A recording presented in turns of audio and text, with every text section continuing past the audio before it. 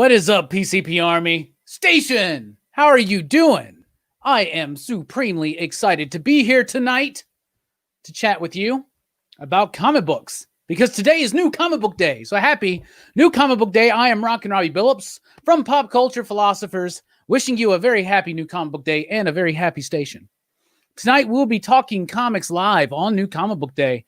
We'll start with just saying, hey, and then we'll get into my top 10 for the first time, revealed my top 10 comic books of New Comic Book Day, January 13th, 2021. And I guess 12th because DC's got to be special and they release a day early. And then at the top of the hour at 8 p.m. Central Time, you asked for it. You've got it. J-Strick is in the house, and he will be chatting about today's new comics. We've got Future State. We've got King in Black.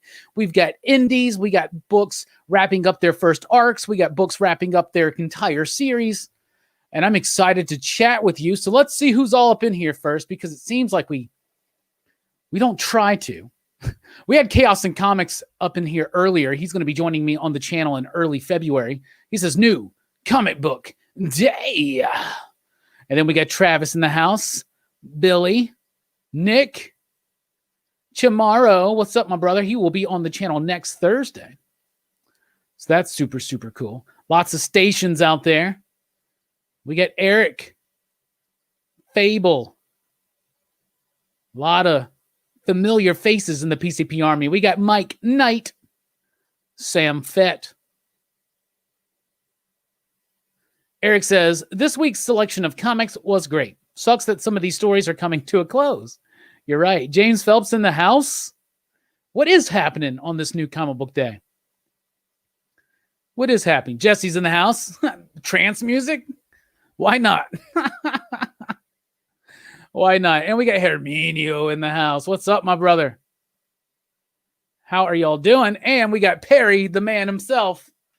Hope everyone had a great New Comic Book Day. Me too. Me too. Me too. All right.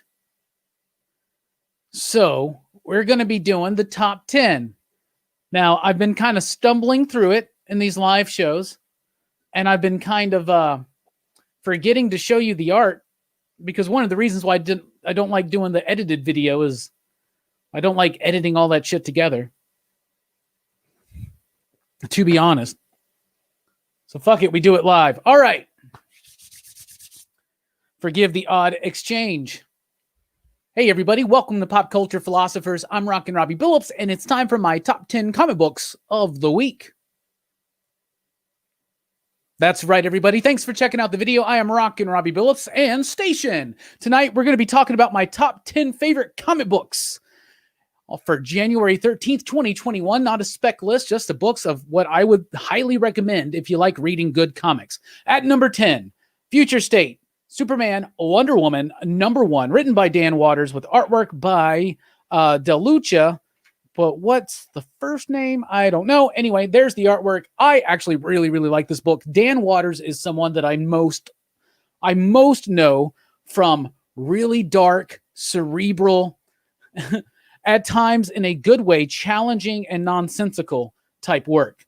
So to see him do something so unabashedly superhero and throw back to what Grant Morrison, some of his ideas, and Dan does his own tweak to it, but also just really understanding and respecting these new characters. Jonathan Kent as Superman, but most importantly, Yara Flor as Wonder Woman. I am loving this freaking character. I'm loving this book.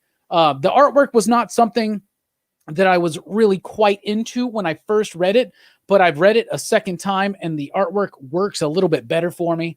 It's got some really great moments with some great emotive expressions from the characters and the layouts and everything. It works fine. And I'm really, really excited to see Dan Waters be able to just leap into this hope and optimistic type feel for DC Comics, but still do his own thing. And I love the continuous integration of South American mythology into more of the familiar mythology here in the US, at least, with like the Greeks and the Romans and, you know, all that kind of stuff. So that's a really cool spotlight. Number 10, Superman, Wonder Woman. Number 1 from DC Future State. At number 9, A Man Among Ye, number 4. Now, this is the end of the first arc. And judging by the letter that writer Stephanie Phillips writes at the end of the book, it seems like this may be the last issue for a bit. I really hope it comes back. I never thought I wanted a great, fun, swashbuckling pirate adventure with great characterization, really great turns and twists. And A Man Among Ye told me that I did. I absolutely love this book. Stephanie Phillips does a great job with the characterizations. Craig Cermak, John Calise, they do an amazing job with the artwork. It's crisp. It's clean. It has got, it will strike a familiar tone because it does come across in terms of structure and even dialogue, very Pirates of the Caribbean. But remember, Pirates of the Caribbean is kind of a big throwback to the old school pirate films. So pirate fiction, not something I've ever really would have said I was a big fan of, but I absolutely love this book. It's got that swashbuckling sense. They're doing a great job with the characters. The dialogue is spot on. It's a nice, fun, free, loose book that's easy to read with clean artwork. At number 9, A Man Among Ye from Image Comics. At number 8, Future State. Dark Detective. Ain't it great? Anyway, I'm just being silly. Dark Detective number 1, I really, really like. So it's one of those obnoxious Future State, oversized, extra priced issues. It's $5.99. But y'all, I'm going to tell you, this one I think is worth $5.99 because first of all, you have a brilliant story in here with amazing artwork by Dan Mora and colorist Jordi Belair. This is set in that next Batman Magistrate era of this like cyberpunk neo-future version of Gotham, but this tells the story of what's up with Bruce Wayne. Mariko Tamaki is a pretty solid writer when she has a really solid artist to really complement her script, and that's what she gets with Dan Mora and Jordi Belair. I love how Jordi Belair is able to color this with a palette slightly different than Tamara Villain's kind of set palette that it seems like most of the other Magistrate, Future State books are kind of picking up on. She has a little bit of a different palette, but it still captures that same tone, and I love it. And the backup story by Matthew Rosenberg with artwork by Carmine Dijon Domenico. This is awesome because it's a great action-packed, fun grifter story. And I love me a good grifter story. And since DC books come out on Tuesday, I'm going to go ahead and show you the money shot right there. That made my 90s Robbie fanboy heart jump so much every time I see Grifter in a modern comic wearing that mask. It flips me out and I love it. So I thought this was well worth the $5.99 and one of the best Future State books to date. Dark Detective, number 1. At number 8, Future State. It's sort of great at times. For instance, Dark Detective. At number 7, Space Bastards, number 1 by Humanoids. This was the sleeper hit of the week. This book was nowhere near my radar. Didn't even realize that this was coming in. And I may have even covered this on a weekly pop culture wrap-up because I probably did. But it's a Humanoids book, but it's got artwork and it's co-created by Derek Robertson. Now, I'm a huge fan of Derek Robertson. He was, of course, the artist of The Boys. He was the artist of Transmetropolitan, which is one of my absolute favorite sci-fi comics of the 90s. That one was written by Warren Ellis. This one is so freaking solid. So the basic premise of this is that there's an intergalactic postal service. So this is a future world with spacecraft and faraway other worlds and aliens and all kinds of stuff. And this is about the postal service. So what happens is it's kind of run like a bounty service. Each delivery has a bounty. So as soon as you pick it up, it's worth this much if you deliver it to where it's supposed to go across the galaxy. However, if someone, I don't know, mugs you, kills you, ganks you up, and just completely you get got, and they take your package, they charge a fee to shift the courier. They charge a fee to the person who's paying to have the package delivered. Therefore, every time the package exchanges hands, it goes up in value, leading it to a lot of chaos, a lot of craziness, a lot of violence, a lot of fun, a lot of boisterous, loud activity. I loved this book. It's Derek Robertson. It's Exercise. It's $5.99. I guess we just got to get used to the $5.99 comic. That sucks. But it's written by Eric Peterson and Joe Aubrey. But the artwork by Derek Robertson really sells this. But the fun, zany nature of this feels very close to like some 90s Vertigo type stuff that would have slept under the radar in the test of time. And this is a really fun book. It was definitely the sleeper hit of the week. That was number 7. At number 6, we've got Homesick Pilots issue number 2. I am loving this. This is one of those more dark, cerebral natured Dan Waters book, but at the same time, it's stretching a little bit further and a little bit different as well. And I think that's really awesome because Dan Waters, it's great to see that he doesn't just pigeonhole himself into one box as far as theme and subtext and just story and concept. This book is amazing. Artwork by Casper Wingard, including the coloring. Aditya Bidikar is the letterer, the best letterer out there. The design work on this book is absolutely fantastic. That's Tom Muller. He's one of the best designers in comics. He does work, for instance, with Jonathan Hickman on Decorum and even the X-Men books. But really like the artwork. Very clean, very precise, but it's a great story about a punk rock band in the 90s. And the lead singer of this band is trying to, elevate her own life and elevate the band, right? So she has this idea that they're going to play a punk rock show at this haunted house. So she goes to this haunted house and then all of a sudden she disappears. And this house basically gets up, walks around and starts killing people on its own. But it's got this history. It's got these ghosts, but these ghosts have left this house. It's almost like this house, like her, is crying out because she has, lost something. And the house has lost something. So it's almost like it finds a connection with her, right? And now the house kind of gets her to go out and hunt down these missing items, which are connected to missing ghosts. And the whole idea of trying to go out there and find the missing pieces of yourself and wrapping it up in a really cool, fun, sleek, interesting story with a really neat concept and really building out that character work now in issue number 2. Homesick Pilots number 2 was super, super solid. That was number 7 of the week. No, that was number 6. 10, 9, 8, 7, 6. Yeah, that was number 6 of the week. Number 5. All right, just got to make sure it's right. At number 5, we've got 7 Secrets. Number 6. This is the end of the first arc. Tom Taylor's done a great job with a cool concept. There are 7 secrets. Secrets that cannot be unleashed upon the world. So there's this organization that's eons old that protects these secrets. And each secret has a holder and like a protector, like someone who holds it and then someone who protects it, like will fight for it. And there's this organization that's against this organization trying to figure out these 7 secrets, unlock their power for themselves. And so what Tom Taylor has done in 6 issues has built up this concept, built up this world, this organization, these characters, gotten us really emotionally charged and connected to it, right?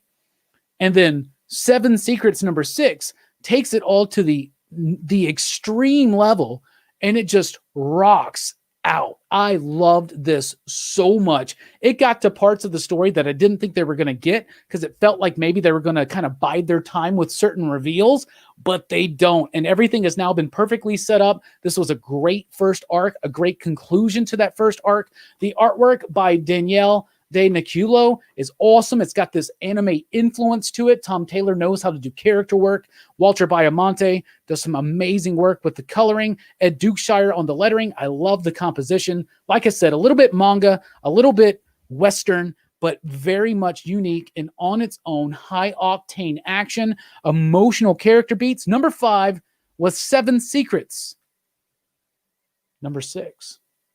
At number 4, we have Autumnal. Number 4, the best issue of this series yet. I'm loving this one from Vault Comics, written by Danielle Krause with artwork by Chris Sheehan, Jason Wording on the coloring, Jim Campbell on the artwork. This has been a really slow burn for like 3 issues. And now here in issue number 4, we get the big exposition issue that tells everything about what's actually going on. And it puts everything in a recontext for issues 1, 2, and 3, and exactly how creepy the trees and the leaves are in this beautiful, picturesque, fall-esque type town filled with its own individual horrors. The Autumnal number 4 does a great job of delivering pretty much a pure exposition issue, but still having it feel very atmospheric, incredibly moody, great coloring that adds so much texture and edge to the artwork. I love the panel work. I love the usage of the wide white gutters right there.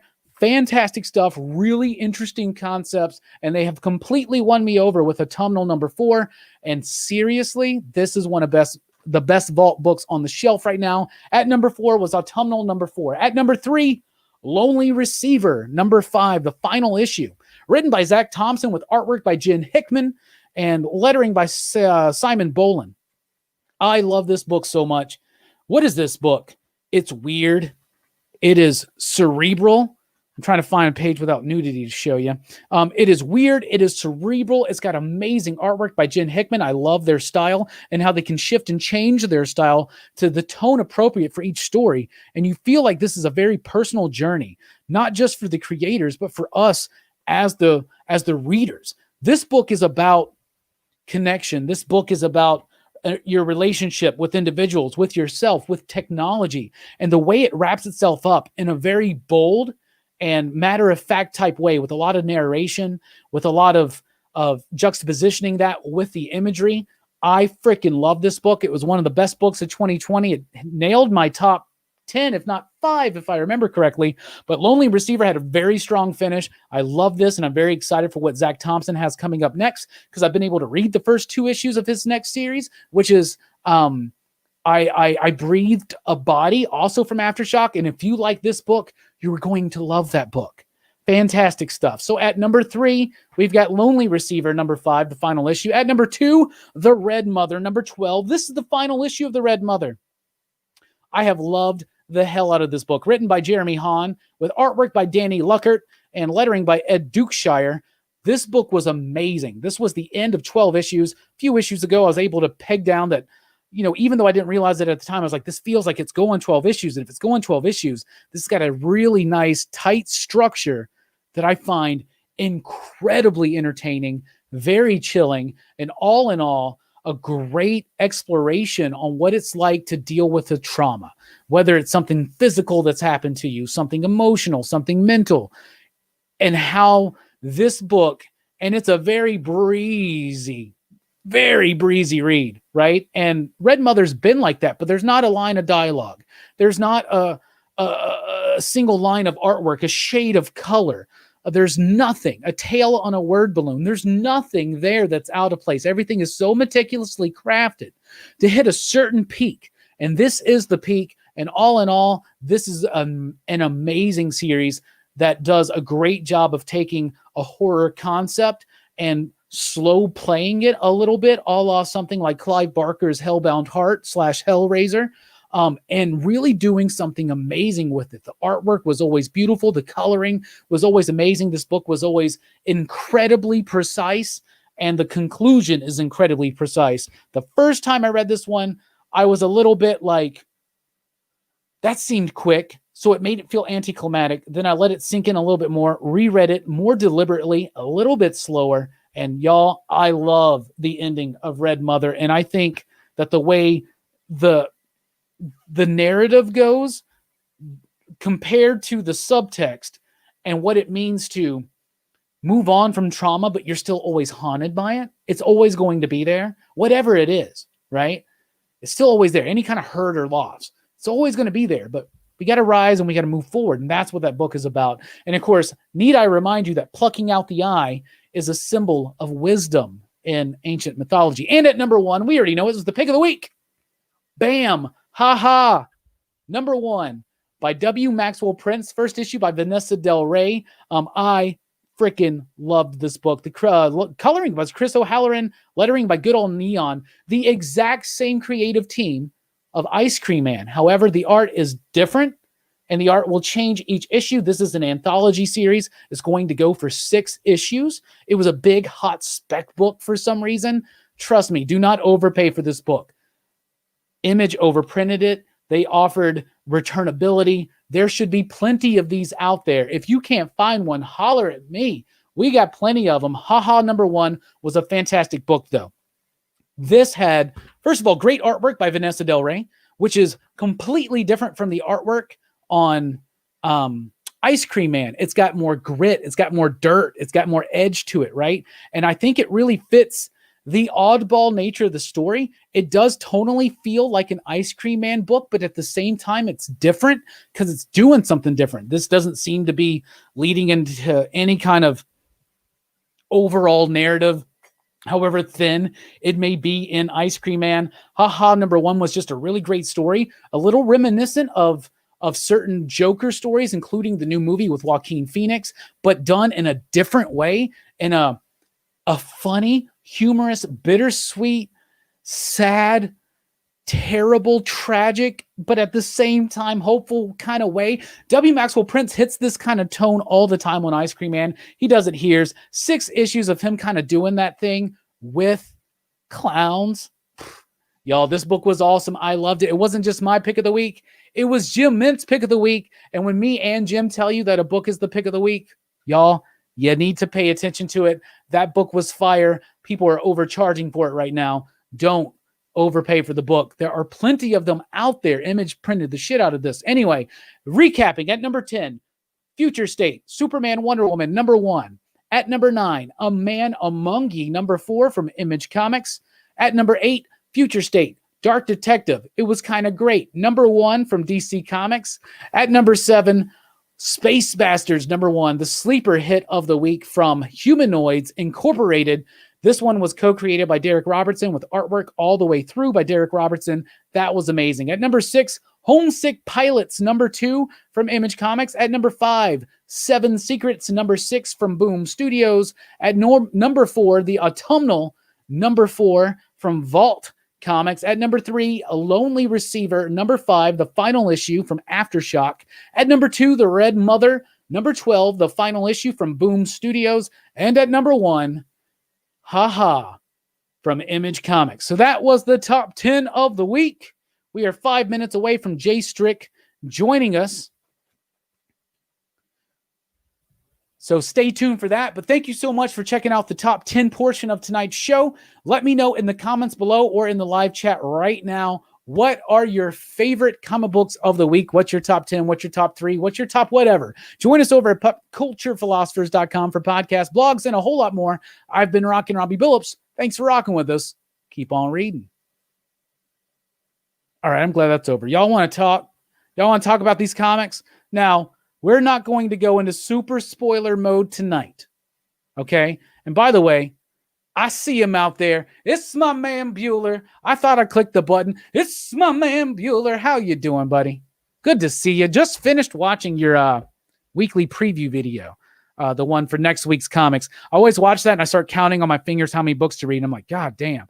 Then I'm like, oh, I actually get some of those indie ones a little bit earlier. And of course, I get the DC ones earlier. We'll get the DC ones tomorrow. Anyway, so there you go. We're about to have J-Strick join us for an hour of comic talk. Bueller, I want to talk to you because I really want to get you on one of these pretty soon. But one thing I do want to mention real quick, Mountain Head, the graphic novel, all 5 issues from IDW of Mountain Head, written by John Lees with artwork by Ryan Lee, Doug Garbark on the coloring, and Sean Lee on the lettering. This was a fantastic book. If you like horror, whether it's Lovecraftian crazy horror, if you like body horror, if you like psychological horror, all of that is present here in Mountain Head. Really great characters, really intriguing story. The graphic novel is out this week, and I do got to go ahead and say that tomorrow, that's right, tomorrow at 3 p.m. Central Time here on the channel, the writer of Mountain Head, John Lees, will be joining me and Brian here live on Pop Culture Philosophers. So please be sure to check out that tomorrow afternoon at 3 p.m. Central Time. The writer of Mountain Head, Hotel, and Sink, one of the best horror writers in comics right now, is joining us here, PCP Army, and I'm very, very excited for that. So station everybody, we're about to take a quick break, but when we come back, it's me and J-Strick talking in a non-spoiler but slight spoilery type of way with you about today's brand new comics. In fact, it's a show we call Talking Comics live on New Comic Book Day. Station. We'll be right back.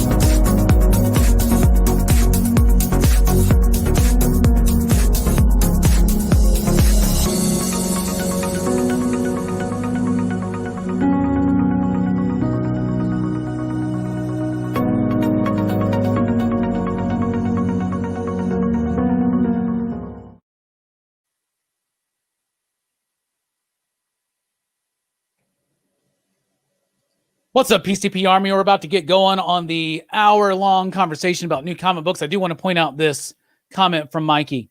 Mikey says, Lonely Receiver changed my life, or at least enhanced it. Every issue was what I needed to get past the bad things of 2020. Mikey, my brother, I 100% agree with you. I alluded to that in the weekly comic book review station, because me and you went through similar situations, and it's not easy. And Lonely Receiver was a great exploration on that.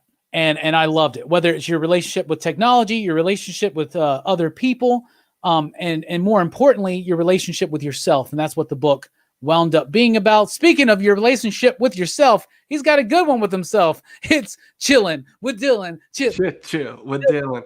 Chilling with Dylan. It's J-Strick Station. Cobra Kai never dies. Neither does PCP. We're for life. Invincible. How are you doing, buddy? Excellent, my friend. How are you? Good. Did you have a great new comic book day? I was with you for most of it. I was. Seemed like we had a pretty decent day. Yeah, it was a good turnout. A lot of good books came out today. A lot of weird stretches. Always. There's always weird stretches on new comic book day. Yeah, it wouldn't be a new comic book day without some weird stretches. Here's a weird stretch. I just did my top 10. I don't know if you checked it out, but my number one, you already know, was Haha. Yeah. What was your pick of the week? What's your favorite comic book of the week? And you out there in the chat, what's your favorite comic book this week? What's your pick of the week? My pick would also have to be Haha. I mean, it was so good, man. Like the way it. You knew it was gonna be, you know, kind of out there in a sense because it's the writer from Ice Cream Man, but the artwork was on point. Who did that artwork, by the way? You know, off the top of your head? For that first issue, it was Vanessa Del Rey with Chris O'Halloran doing the coloring, who is the colorist of Ice Cream Man, and look how different the coloring is to Ice Cream Man, and that's how good Chris O'Halloran is. Yeah, it was solid. It really popped for me, and the story was for most of the chat, if you don't know, it's going to be a 6-issue horror anthology and about clowns. So first issue, it brought it for me. I really the guy, the main character, without spoiling it, is just trying to stay positive, going through the ringer, and I mean literally going through the ringer. Yeah, and right. So, doesn't have the best day, but it turns out all right for him. I guess in his perception, it might. Yeah, it's a great take on the power of positive thinking. Yeah, for sure. I think, like, literally, like the brain and everything. Literally, yeah. I loved it. There were moments in the book where I went, "That's an odd turn of events," and then I was like, "I'm reading a book from W. Maxwell Prince." Yeah. Like, yeah, absolutely. Like, this is it. And here's the thing: is it felt different from Ice Cream Man? It did. For sure. And someone was like, "How is it different?" I was like, "Well, it does strike that same type of tone of an Ice Cream Man, but it doesn't have this overall seeping nature of despair, because that's what Ice Cream Man has. Ice Cream Man is like, there's always these spiders, these little things creeping on the edge, you know, and that's what Ice Cream Man is. And this one felt way different. Alistair. I renounce my wish. Or do you wish it? What's up, Mike Station? All right, so your pick of the week was also Haha. And let me tell you something. J-Strick does not like doing the same pick as me. I don't. Like, whatsoever. I don't. So, I would always switch it up, especially since we're streaming. But at everything I read, it was just I couldn't not choose it. I think there's some other really solid ones like Red Mother, but Haha, man. Haha, number one. Definitely pick it up if you're into indie horror. Jason says, my pick is either Red Mother or Origins. I stopped reading Origins. I did too. I read the first issue. We'll get into some Red Mother discussion. Dark Detective, says Ricky. Tomorrow's excited to see you, J-Strick. What's up, tomorrow? Jeff says, Haha, Pilots, and 7 Secrets. Oh, yeah. You read 7 Secrets number 6, right? No, I'm not caught up on that book. Brother. Do I need to catch up? Look what Ricky just said. Just finished 7 Secrets 6. This issue was a banger. Yeah, it was my number 5 comic book of the week. Okay. Talking about Lonely Receiver, I believe, 2C3, who keeps it comics. Mikey says, it is so good, but challenging emotionally.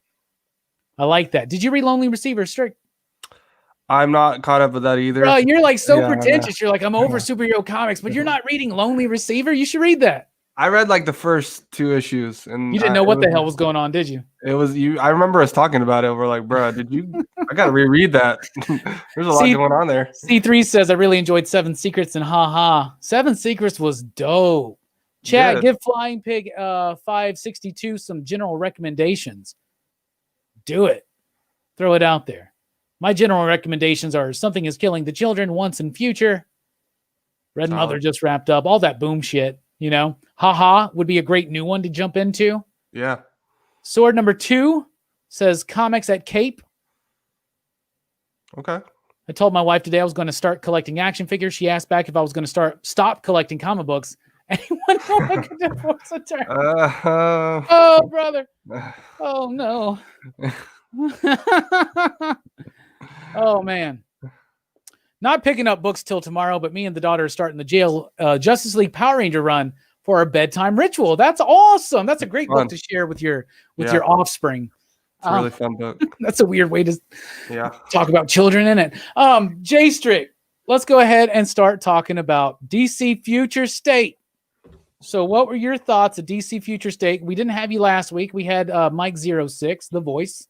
So what are your thoughts overall on Future State 2 weeks in? And what do you think about this week in particular? Overall, I am enjoying Future State. I think it's a refreshing take on the, iconic DC characters. Some of them are kind of like hit or miss. Like last week had that same thing. This week was, I found more of them being more okay as opposed to I didn't like it at all. And then I really enjoyed Dark Detective and was Justice League this week? Yeah, Justice League. Those are my 2 favorite out of this week. Probably. All right, let's talk about Dark Detective then, because I think Ricky was the one that mentioned that as his pick of the week. Yeah. What'd you like about it? And what are your opinions on the price levels? Because that seems to be the topic. Yeah, that seems to be the stick. But this is $5.99, and you're getting a lot of story. You get the what's been going on with Bruce and a grifter story, and so this one for me, I think. The story, who wrote this one? Marika Tamaki. Yeah. I thought it was pretty solid story, but it's Dan Moore on the artwork, bro. That is just straight fire. Right. And we talked about it because like obviously he's on Once and Future and he's done the Power Ranger stuff for a long time, and it's just like you knew it was gonna be awesome. And I knew as soon as he was announced for the Dark Detective Future State and then ongoing for Detective Comics, I was just like, look at that panel. Look at that shit. Look at that, y'all. Yeah, it's one of those solely worth buying just off the artwork. And what I love is we're used to seeing Mora colored now by Tamara Bonvillain, who colored Darrington on the next Batman. And I liked the next Batman, at least that main story. I like the Outsider story too. And here's one thing I never mentioned last week. That Outsider story, the artwork is done by Sumit Kumar. That's the artist of These Savage Shores, by the way. So it's nice to see Kumar getting up there and getting some more DC work because he did a Batman annual not too long ago. But dude, the artwork was great, and it's colored by Jordi Belair. Completely different choices Jordi makes from Tamara, but it still captures that same magistrate Gotham Neo noir type feel, right? Yeah, I gotta say, so far the Bat Family books are the ones that have been digging me the most because kind of like what's going on in Gotham with the magistrate and stuff. And even this one, I think it's interesting because you want to know what the hell happened with Bruce and what's going on, because all the Bat Family thinks he's dead up to this point. So, yeah, that's really, really cool. And I think it's actually 2 years after the next Batman is when this is set. So there's a lot of people will say they're lost in these books, and that's how you're supposed to feel because you're skipping a lot of times.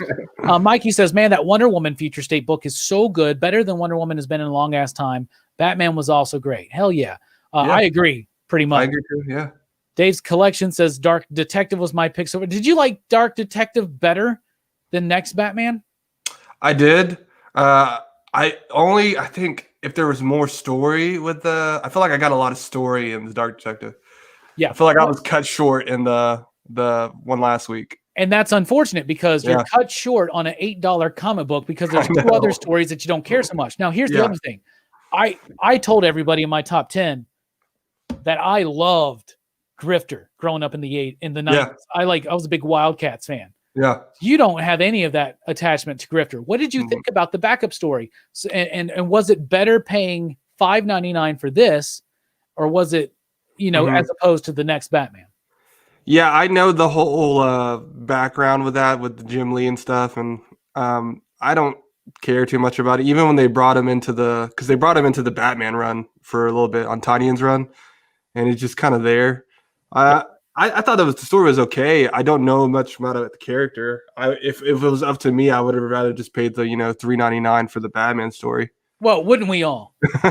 But if we're gonna have to pay $5.99 for an extra story, a Grifter story by Rosenberg. Yeah, and Grifter is the perfect Grifter. Okay, so Matthew Rosenberg always writes these same type of characters. Whether he's writing Astonishing X-Men, he did this with Havoc. Whether it's Multiple Man, which are great runs, but like he loves to write these. He did this with Hawkeye. He loves to write these kind of like down on their luck Johnny Lawrence type characters. Yeah, that's what Grifter is. Grifter is okay. Grifter is the Johnny Lawrence of the '90s in comics. That's what he is. And that's why I love this fucking character. I love this approach to it. Carmine Domenico's artwork is fantastic. He's the guy that started Flash and Rebirth, which that was some of the I think that Carmine's artwork, and not Infantino, obviously, the co-creator of the Barry Allen Flash. Anyway, I digress. Mike says, I love Cole Cash. Me too. What do you think about this one? Speaking of confusion, it's okay to be confused. Teen Titans. What confused me about this book, and we can get a little spoilery with this one, but what confused me about this book was not the idea of the character of Red X. Yeah. Because even though I didn't watch that Teen Titans show, between the internet, between the PCP Army, yeah, I was kind of prepped for that. Though this is a character from that animated series. Yeah. It was like maybe an alternate identity from Dick Grayson. Somebody else took it on, and they're introducing it into continuity, and they're going to do their own twist to it, right? Yeah. The thing I was confused about, and the reason why I really didn't like this book, even though a lot of people are seeming to like it, plus it's the biggest spec book of the week, I would say. Oh yeah, for sure. Is the idea that I don't think Dick Grayson, no matter what he went through, would ever get to the point that he gets to in here. Dick Grayson's gone through some terrible ass shit and has always come out of it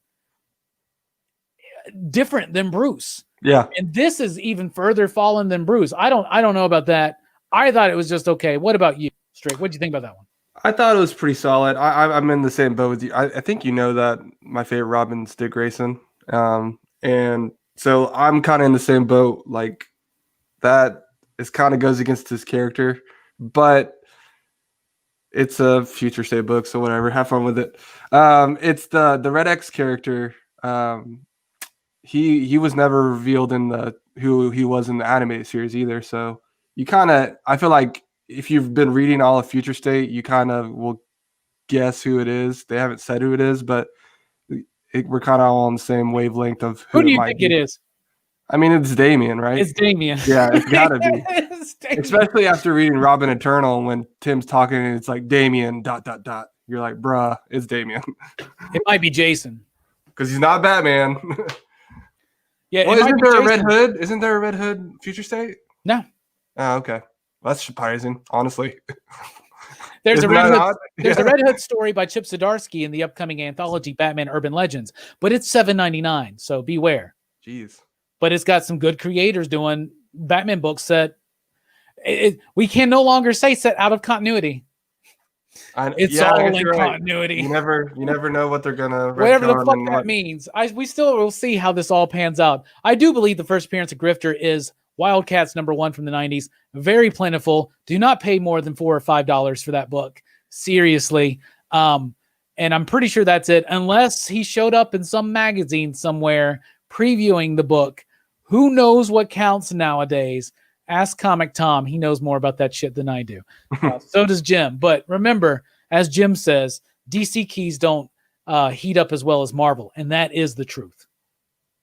Oh, that's a good point with the chat. It could be Clown Hunter. But I don't know, mate. It could be Clown Hunter. It could be. But let me tell you this. You're trying to appeal to Teen Titans fans, okay? Yeah. You're not trying to appeal to people reading James Tynion's Batman.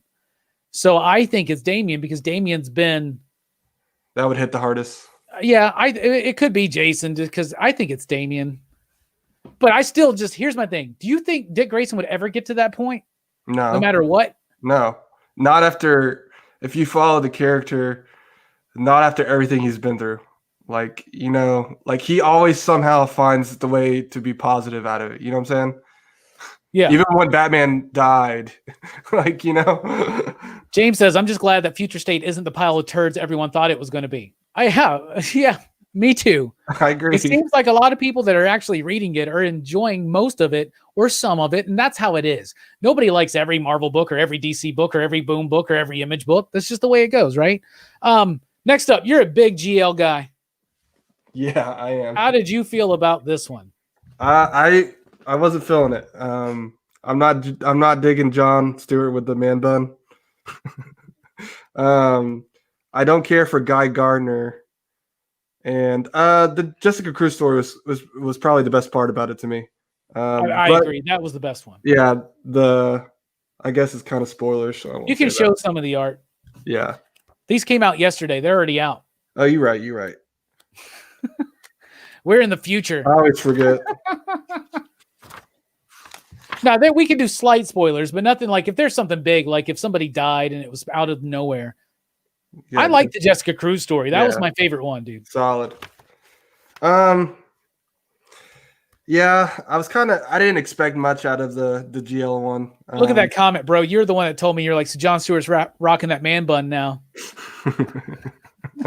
Man buns are. Yeah, I mean, they're here to stay. Man buns are in, apparently. What did you think? It's a weird way to do a Green Lantern Future State, being like, oh, for years there have been no Green Lanterns. For decades. Yeah. Decades. What? Really? Like, I get it because, okay, first of all, this book is called what? Green Lantern. Okay. And then the cover is them in Green Lantern.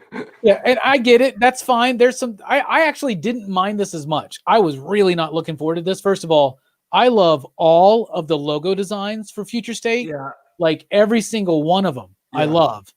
This Dark Detective logo is fan-fucking-tastic. But that logo to me is just so cheesy. And I don't like it. I was not looking. So I had low expectations, and I actually rather enjoyed it. I thought it was a nice, decent space comic book with the John Stewart one. Tom Rainey doing artwork. It feels a bit there's something off about it compared to his usual artwork. He was the artist on Mutant X, one of my favorites from the 90s, early 2000s. I liked the Jessica Cruz story a lot. I'm really liking that character because of Sam Humphrey's work on Green Lanterns, especially. And I liked the Guy story. I thought it was pretty fun, but it's a really dark vision of the Green Lantern's future. Basically, they don't have one, right? Did they say in the book like where Hal Jordan is? No. Yeah, I didn't. I was like, whatever. No. And here's the thing: is maybe he's dead. Like, these are possible futures spread across the future timeline of DC. Yeah. And if we know anything about hyper time, it's unraveled, meaning that it's all in play, it's all in flux. Yeah. So, like for instance, somebody had asked if I don't remember who it was, but somebody had asked if the Teen Titans book is a short-term or a long-term spec. It seems like it should be short-term spec because technically it's not his first appearance in the comics. Harley's first appearance in the comics was Batman Harley Quinn, a one-shot tied into Batman's No Man's Land. But Batman Adventures number 12 is the one that everybody wants. That's the one that's more rare, less printed. You got to remember one thing about these Future State books. They were offered returnability to all retailers. So as long as you ordered a lot of them, you can return what you don't sell. So there's more of these out there than you think, and don't put it past certain shops to know that a book is hype and hold back certain copies. Now, the shop me and Strick are associated with, we don't do that, but it happens, right? It does. So be wary of long-term spec, I think, on Future State. Yara Flora has potential because she's got her own show and an ongoing series. Yeah. Red X might have some potential, because Tim Sheridan, the writer of that book, is continuing the Teen Titans book going forward, which is Teen Titans Academy, which based on that name and knowing the events of the Teen Titans Future State, they're going to tell you that Red X story. Damian's not Robin right now. They've given that back to Tim, and I think that's cool. Future State kind of lets us know that it's going to be Tim's mantle possibly for a while. Anyway, The best Red X long-term investment would be his actual first appearance, which is one of those Teen Titan cartoon comic books. That's the long-term investment there. So that's what I would check out as far as that goes. This one, if it hits like a 20 or 30, I would be tempted to sell it, but be very aware that I'm a terrible speculator. You are 100%. Yeah, I if I had Walking Dead #1, I would have sold it when it was worth $50. So, but who would have told you back in 2003 to save your Walking Dead #1 for 20 years? Bro, the same thing happened to me with that Edge of Spider-Verse and Spider-Gwen. Hey, we got a super chat from Tyler Christ. Yo, been a while since I've dropped by a live stream. Keep up the grind. Thank you so much, Tyler. We will. And very quickly, because we don't want to derail ourselves too much. All right. Oh, wow. That was really quick. That was really quick. We're trying to get through this. Justice League. What'd you think about it, J-Strick? I really like Justice League. I like the team. The team is super solid. My favorite from the team is Aquawoman. Like, she is just badass, dude. What's her name? Is it Aquawoman? Or is it Andy? Her name's Andy, right? Andy's nuts fell on your face. Oh, my gosh. I hate you. Bruh. I'm like pouring my heart out about Aquawoman, of all things. How dare you? I know, but I saw the potential. Yeah, no, she's the daughter of Mira and Arthur, and she's completely badass in that. She is. Yeah, I think I thought it was interesting too. The whole like they're not really the only ones that are friends are Jonathan and Yara Floor. They're not allowed to be friends or know who each other are. Something happened or something, I like that. It's interesting. Like it's a fresh take. What'd you think about the Justice League Dark story by Ron V at the back? It was great. It was great. It was. I would have paid $3.99 just for that. Yeah. Yeah. Ron V's your boy. Slowly becoming mine. I thought it was pretty solid. Yeah, Ron V is one of my favorites, man.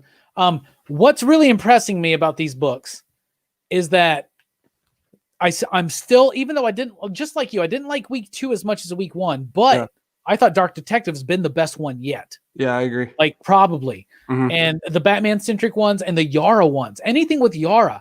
Yeah. I'm falling for this character, yo. She is awesome. She's got that attitude. She is that woman. She is that Wonder Woman. I freaking love it. It's so different from Diana. They're not afraid to go a little bit edgier with it because Diana, I think, has been softened again, especially in 84. I like my Diana sword wielding, Maxwell Lord snapping his necks. Like I like her 300. This is fucking Themyscira kicking people off the cliff into the bottomless pit.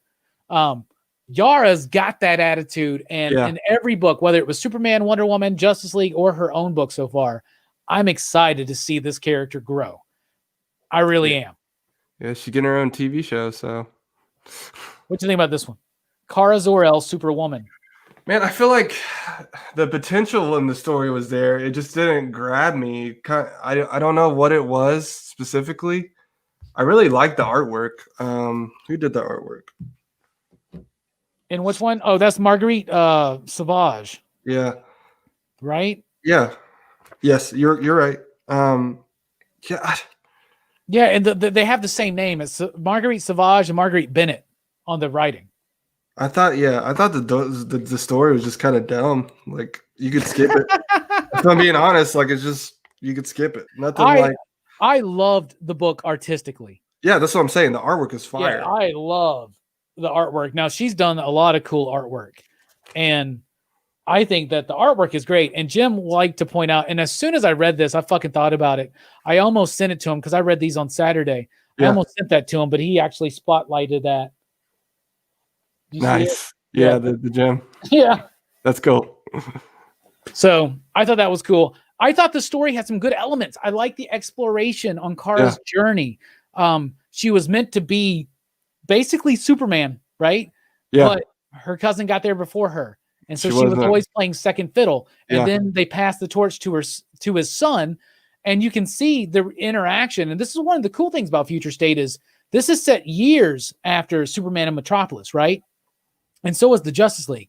So this is after Jonathan's made his mistake of bottling Metropolis. And you remember Supergirl and him did not have a good relationship in that. Yeah. And you see her reflecting on that and what that means and what legacy means and how she's trying to find her own legacy. And then she sees somebody shows up that's very much like her, a strange visitor on this new planet. She's on the moon, right? Yeah. There's some really cool concepts and some really good character work that could be done, but I just felt like it didn't match the artwork. It felt clunky. It felt just too middlesome. You know, that's just how I felt about it. Now, I know you felt that way about this one. I liked Robin Eternal for the most part, but what did you think? Tell the viewers what you thought about that one. I don't know, man. Maybe it's because, like, I'm not really, like, the biggest Tim Drake fan, which is funny because you are the biggest Tim Drake fan. He's the best Batman. You know why? He's the only best Batman or best Robin? He's the best Batman, too. Read some Teen Titans shit by Jeff Johns, and then you can know what you're talking about. But I will say this: he's the best Robin because he's the only Robin. Fuck that New 52 retcon on Dick Grayson. I'm sure they got rid of it again, but he's the only Robin who pieced together that Bruce and Batman are one and the same, and he wanted the role. I mean, you're not wrong, young man. And he's the smartest. He's the most like Bruce, meaning that he doesn't have this super tragedy that spurned him on, but he is incredibly smart, and he's the best detective out of all of them. Yeah, I mean... Sorry, I'm passionate about Tim Drake. I know, young man. And first Robin to wear pants, that means a lot. Robin was like, fuck it, I'm wearing some pants. Did you ever play the Arkham games? Now, Tim Drake and that... I played the first one. That is my favorite Tim Drake, is him. They made him all fucking Jason Todd, man. No, bro, he's got the staff, and he just goes badass. Yeah, whatever. I think... it wasn't really necessarily the character in this. It was just the story. It was just kind of like he's just roaming along, and at the end, the thing happens, and I'm just like, bruh, I've seen that a million times. But it was mediocre, and I think it was honestly some stagnant artwork from Eddie Barrows. He's the guy that did the Tiny and Detective Comics Rebirth, which was the best Tim Drake book I think we've ever gotten. So the artwork was a little stiff compared to what I know Eddie's capable of. But the ending was fantastic. Who said that? Find the Nar said the ending was the only cool part in Robin. The ending was pretty dope and makes you understand why it's called Robin Eternal. You're correct. And I guess we got to figure out why Stephanie has an eye patch. Yeah, I was curious. I was wondering about that. Why she's not willing to help him. But we'll find out. Mike's backing me up weirdly. This is a weird stretch. Mike backing me up today. He says, Tim is the greatest Robin and Batman. John's Teen Titans was great. See, Mike knows what I'm talking about. Anyway. We don't need to do this now. I just feel like Dick Grayson just gets shit on. And he was always there. Yeah. He was Taco Bell. He was always there for Bruce. Yeah, and then he takes away everything that we find appealing about him. That's not his fault. The positivity, the fucking exuberance, the heartfelt connection to the characters of the Titans, his love for Bruce and Alfred, like all that's just feels lost. Oh, we're gonna make him Deathstroke. What? By the way, Comics Bookcase said this on Twitter.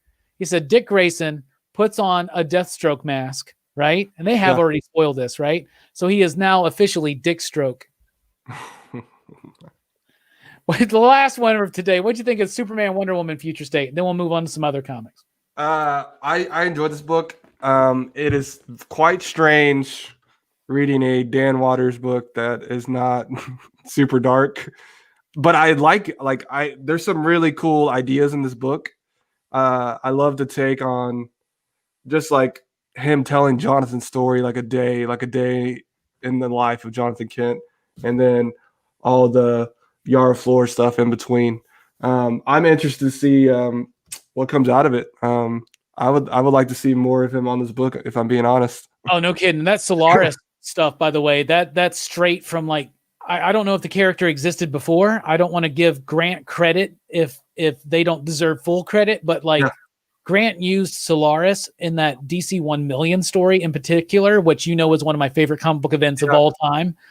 So seeing Dan be able to, and Dan's joining us on the channel this year too, and I'm super excited. I mean, Dan and Alex and Rom and Ryan have such bright futures ahead of them, and Dan and Rom are exploding right before our eyes right now over at DC, right?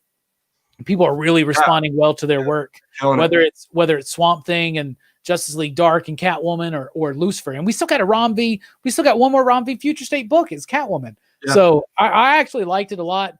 The artwork, I kind of complained about, but I feel like the more I like let it sink in, the more I feel how that artwork kind of shows the boisterousness of the situation. But I love that Dan, who we do typically know from these darker, grittier, more cerebral and challenging books, is able to jump like a Grant Morrison, like an Alan Moore, directly into superheroes flawlessly. Yeah, she looks a little clunky there. I don't know. That's I look back at it, and some of the Wonder Woman pages are pretty dope. Yeah. Anyway. Hey, Jim Mintz in the house. What's up, Jim? We had the same pick this week. Great minds. Mike wants to confirm that Grant created Solaris. Did DC just snag the whole White Noise crew or just Waters and Ron V? So far, just Waters and V, but they would... they're on the radar. We've seen Alex do superhero work already, and he can do it really, really well. So I don't think that Alex and Ryan could be too far behind. I don't know if it's Ryan's cup of tea, to be honest with you. Mm-hmm. I honestly don't know if it's Ryan's cup of tea. But Alex has done superhero work. He did amazing work on Kino. Are you frozen? Shut up. Jim Mint goes, I didn't know Haha was going to be a one-shot story. Yes, 6 one-shot stories. I think issue 4 is like a mime. That's going to be a mime under W. Maxwell Prince. Oh, my goodness. That's terrifying. Jim, have you ever read Ice Cream Man? I don't think you have. I don't remember you covering it. If you liked Haha, you should read Ice Cream Man, homie. That's some really good stuff. What else you want to talk about, Strickland? I got a big stack of books in front of me. What did you think of this book, Devil's Red Bride? I thought that was the best issue of the series yet. I'd have to agree, young man. Yeah, if you're not reading this book, I think it's pretty accessible. I don't think there's like a low print run or anything, but it is just like... Well, it's Vault, as low as that gets. Yeah, I guess you're right. It is a badass, dope samurai story, but it's also like emotionally tug on you. And just the freaking artwork, man, is literally gutsy. His artist is John Bimmons. He's the guy that did a cult classic Creature feature with Elliot Rahal from Vault, and I really love his artwork. And that book is gory as hell. Yeah, you literally have skeletons jumping out of people's mouths, and it's just gross. The book is brutal. It's a great combination of like the typical sell your soul to the devil at the crossroads with a Kurosawa samurai tale, but also mixed with some Quentin Tarantino at times. Yeah, definitely. That was a pretty good summary. Well, thank you. I thought issue 4 was the best, dude. I thought it was the best one yet. Did you read any of the other Vault books this week? We had Bleed Them Dry and Heavy and Autumnal. Yeah, I read Bleed Them Dry and final issue. I gotta say, I did not know that was going to be the final issue, and that's kind of a bummer because I don't think it landed well. I do. The concept is dope, right? Like cyberpunk dystopia, ninja vampire story. Like I'm in. Like take my money, right? Yeah, right. And the first 2 issues were like really solid, and then it just kind of kept going down for me. I don't know what. I can't even like really necessarily put. I think it was just kind of everywhere, Yeah. They couldn't really focus on one character, and then it's like they will be even in this issue. It's like, wait, who was that guy again? Like, do I need to go back and read? It's like they were trying to make me feel something for someone that I didn't care about. Now, I think that I hope it irons itself out if you read it all in one chunk. It probably does. Started losing me in issue 4. Yeah, like halfway through the story, I just felt like it got too. I don't even have. It just got too. Full of itself is wrong to say because it makes it seem like it's pretentious. What I mean is the story got too full and it collapsed in its own weight. Does that make sense? This movie, this book, because the concept is cyberpunk ninja vampires, right? it should have had a more loose, free, and breathable feel to it. Sure. To let the action should have guided this book. And I feel like dialogue guided this book. And I feel like Elliot was brought in to do that. And I think it's obviously it's a translation of an idea of a Japanese man, I believe. But like it should have been sleeker, it should have been cooler, it should have had more pop to it, I think. Should have had Keanu Reeves. The first 2 issues had that pop. It did. That's what I'm saying. Like it just kind of goes down from there. So it's kind of a bummer because. So you're not reading Heavy? I read the first 2 issues. Do I need to hop back on that too? Yeah, this is what I thought was the best issue of the series. Like Vault had a phenomenal week for me. Bleed Them Dry was a disappointing ending. Yeah. But seriously, I thought Heavy and Autumnal and Devil's Red Bride leveled up.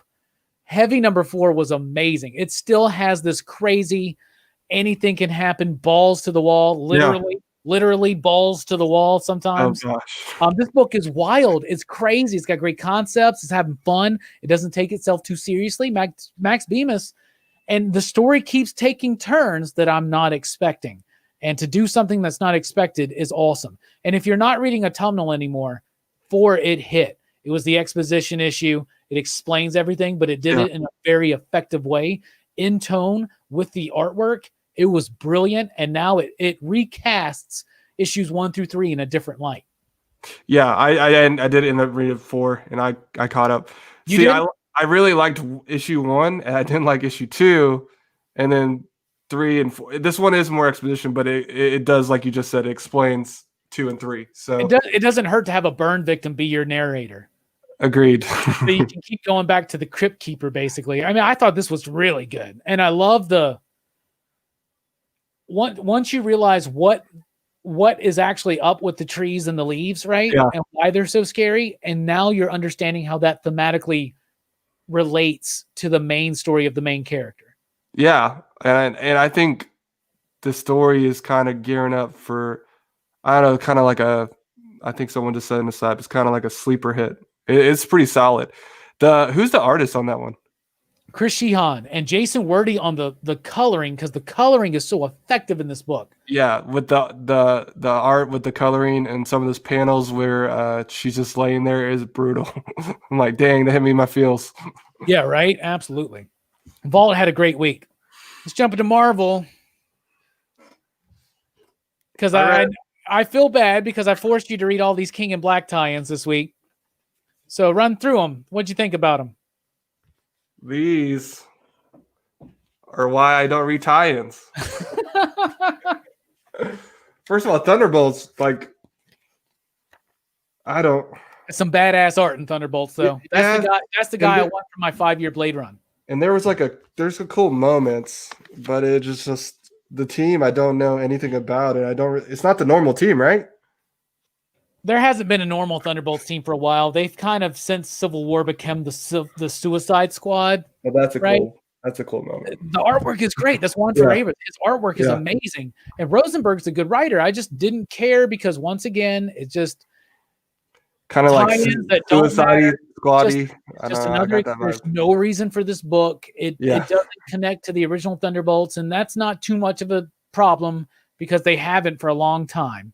But man, was that book dull to me. Yeah. Like, I've seen this before. He did the same shit in War of the Realms, right? Didn't he? Like, they didn't like Kingpin. I'm like, well, I'm going to have, like, I'm tired of it, man. I'm tired of it. What about that moment in that book? You son of a bitch. I'm in. That's all I could think of. Every time that people say I'm in now, I just think of that Rick and Morty episode. I think in the long run, this book is going to be one of the better ones to kind of revisit because I know what Rosenberg's going to do with this book. I have a feeling, and I feel like it's going to be a fun, light kind of Suicide Squad type book. Yeah. I'm not looking forward to that and fucking King of Black shit. I'm so tired of this. I'm tired of the way Marvel's doing their events.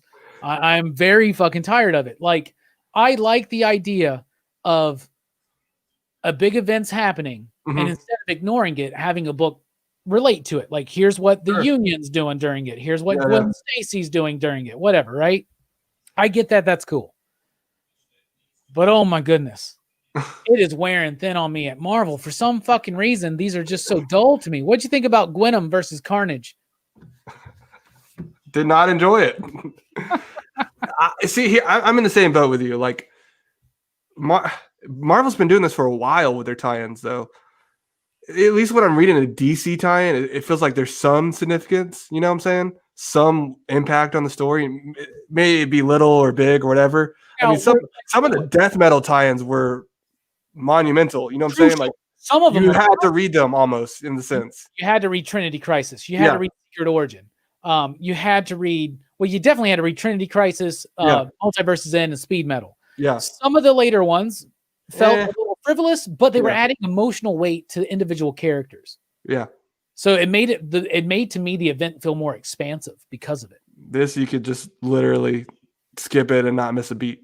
Unless you're the Spider-Gwen fan. Unless you're like, if you're a Spider-Gwen fan, you're gonna love this. 100%. Because it's the next chapter of her story, and it takes place during King in Black. Yeah. And apparently she has a symbiote. Or Ghost Spider. Sorry. I guess did she become Ghost Spider when she got a fucking symbiote? I don't know. And is this an alternate version of that character that becomes Carnage, right? That's an alternate version. I would assume. So then who cares? I don't. Exactly. I think that's the point we're trying to make here. All right. I actually thought the best of these tie-ins this week was this one. But I still didn't like it. That cover is great, man. The cover is amazing. What did you think of Planet of the Symbiotes? It didn't do it for me either, but like you're probably right. It's probably the best out of the three. I didn't get like people are specking on this one. Like, is it because of the I think it's because like there's an ancestor of Cletus Cassidy who gets resurrected and he becomes Plague. Yeah. But this was not like, as we noticed today, nobody cared about that one. No. It was haha, and it was haha and Teen Titans. Yeah. Yeah, what did you like about it? I thought I liked the artwork. Yeah, I like the Life Foundation symbiotes hybrid basically and Scream. I like that. But there was a Null moment in there too, right? Yeah, it's completely unnecessary. Yeah, but it's nice to see Null, I guess, in a tie-in. It is his event. Somebody in my comments said, because they're like, you're wrong about the King in Black tie-ins because the symbiote Spider-Man one's very important. And I'm like, no, it's not. I read 3 issues of that so far. And I mean, I'm different. Maybe like I feel like Marvel had a really bad 2020. Yeah. You know what I'm saying? And I think DC had actually a strong 2020, even in the midst of all their drama. Yeah, all the drama. All the weird stretching DC did. I'll tell you who stretched harder was Marvel. Because DC's just like, oh, we're going to put them out on Tuesday because all of our movies come out on Tuesday. It's Warner Brothers. We're going to line it all up on Tuesday. Mm-hmm. And then Marvel's like, we're going to release a series of variants that are just text that say, on sale Wednesday. That was the weirdest stretch of 2020. That was really weird. What else did you read? What do you want to talk about? Homesick Pilots. That was a great book, man. We know who the writer is, so we were already going to be in, but the concept alone is dope. And 2, it just picks up where one left off, and you get more history of what's going on with her in the house and the horseshoe. That was creepy. I love it, man. I love it. In my top 10 bit, I did a whole thing about this book is about relationships. If you think about it, it's about the relationship with yourself. It's about the relationship with your bandmates. It's about the relationship with your past. It's about, look at how the main character, I can't remember her name, but her past relationship, like the stuff that she's dealing with that we find out more fully in part 2, right? Mm-hmm. How that is connected to the idea of the house trying to find the ghosts that have escaped, right? Yeah. Think about how that's relating to her journey. And that's why the house picks her, right? Yeah. And man, it's so good. And not quite as dark, cerebral, or as challenging as some of the Dan Waters stuff. This is a little bit more accessible, I think. It's not quite Superman, Wonder Woman, but it still has that nuance. Yeah. But it's also sleeker and cooler, right? And plus, if you want to know what Dan Waters thinks about the Ramones, he does not like them, apparently. But he does. But he does. Their terribleness is what makes them great. I That agree. what makes them great. Yeah, that's a lot of bands I feel like we listen to. Yes, a lot of the stuff we've been listening from the '80s, man. What's cool about the book too is like even in this issue, the girl who has the horseshoe that she gets it from, it's almost like you said, it's not too hard to grab into like some of his books, but like with the girl, it's just the simple idea of like she's ready to die after everything she's been through, you know, like. I get that. Yeah, I thought you were getting further. Oh, damn, dude. Are you okay? No, I'm kidding. We need to talk. Oh, shut up. I'm kidding. What else did you read? What else did you read this week? Mighty Morphin and Power Rangers. Yeah, I was about to be like, let's talk about Mighty Morphin. And you out there in the chat, we got I promised Strickland just an hour. I'm feeling loose though. We'll see what happens. Mighty Morphin. Loving this book. That's my cover of the week right there. Yeah, I just wanted to get the Virgin. Yeah, there's a Virgin cover, and I just want a print of it. Actually, there's the 1 in 25 or 10 is all the Thunder Zords, which is dope. Yeah, that's nice. What are you liking about Mighty Morphin? Why is Ryan Parrott doing, in my opinion, the best iteration of the Power Rangers across all fiction? Yeah, I what's crazy is Higgins started the run and like it was really solid, but I feel like he's taken it to another level, and I love that because it's been going for a while now, and it's just still strong. And even in this arc of who they're trying to find out who the Green Ranger is and all that stuff, it's just really. Oh yeah, 100%. It's just solid, man, and we're gonna be so surprised, and it's gonna be Skull. It's Skull's girlfriend. Well, no, the alien chick. Yeah, she's already one of Zordon's people, right? I like the Zordon bit in this one. Yeah, the backstory. Yeah, the backstory stuff is really, really cool. Young Z. Young Z. I don't know how I feel about it, but I do any panel with Tommy and Kimberly, I gush over because I'm like, bruh, it's my childhood. So you didn't read any of the X books this week? No. You're not reading Immortal Hulk? No. You're not reading this piece of shit? No, I've hopped. I did the Sin Eater stuff, and then like it started strong, and then it did not stick the landing. I was like, okay, I'm out. That's the most inconsistent fucking book out there. It really was. Yeah. All right. What's crazy is, yeah, you were telling me that Nick Spencer is going to stay on that run too, right? Yes, they're going to keep him on there. They're going to keep. So crazy to me, man. On there, even though it seems like nobody fucking likes this book. But you know why they're going to keep him on there? You know why? Yeah. Because sales are there. You know why the sales are there? Because it's fucking Spider-Man. And they do like 4 covers, and they do all these crazy incentives and these weird stretches they do to justify keeping Spencer on this fucking book when most of us don't like it. Now, I know there are a lot of people out there that are liking it. That's cool. That's fine. Yeah. That's groovy. Dig it. Enjoy it. But I'm telling you what, man. This has been one of the most dull, boring, overindulgent Spider-Man runs I've ever fucking read. And I read every single bit of J. Michael Straczynski's run. Okay? So there you go. And dude, tell me if I'm crazy. Like he did other Spider-Man stuff. I hate that fucking book. It's just bro, Nick Spencer did other Spider-Man stuff before this, and I remember it being pretty good. Fear your foes. Because that was a solid book. Every issue that Spencer has done as Spider-Man with Boomerang, I've enjoyed. Yeah. Every single fucking one. He knows how to write Boomerang. That's his stick. I'm pretty sure Boomerang might be that new Spider-Man in that new costume. Oh my god. Him having not Boomerang in him is his kryptonite. We got Robbie Gabin in the house, who I'm surprised didn't message me today being like, hey, make sure I get a Teen Titans and a Ha-Ha and a Planet Symbiotes. Robbie said, is it just me or does J-Strick look like Tommy Chong from Cheech and Chong's next movie? Google Cheech and Chong's next movie and look at Tommy Chong in the blue headband. I'm realizing I'm aging myself. You're aging all of us right now. C3 in the house said, I love Spider-Man, but I had to drop it. Good for you. Here's the thing. It seems like everybody's favorite part of the weekly comic book review right now is the Spider-Man review. Yeah, I've been seeing the comments. It's wild. It's like a group rallying together for the cause.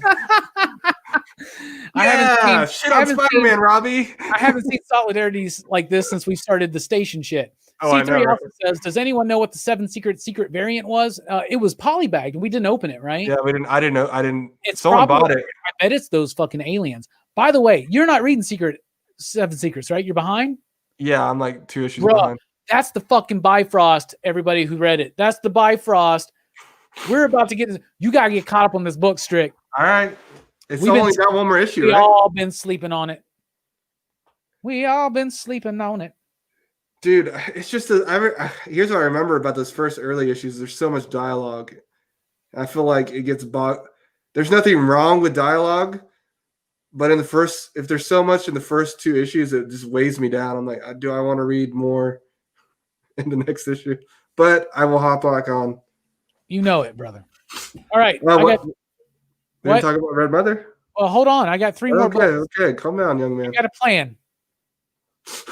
Oh, I'm sorry if if my cursing, I should tone it down. I'm sorry, buddy. I think we lost someone because I was saying the F-bomb too much. Man's World. Did you read this one?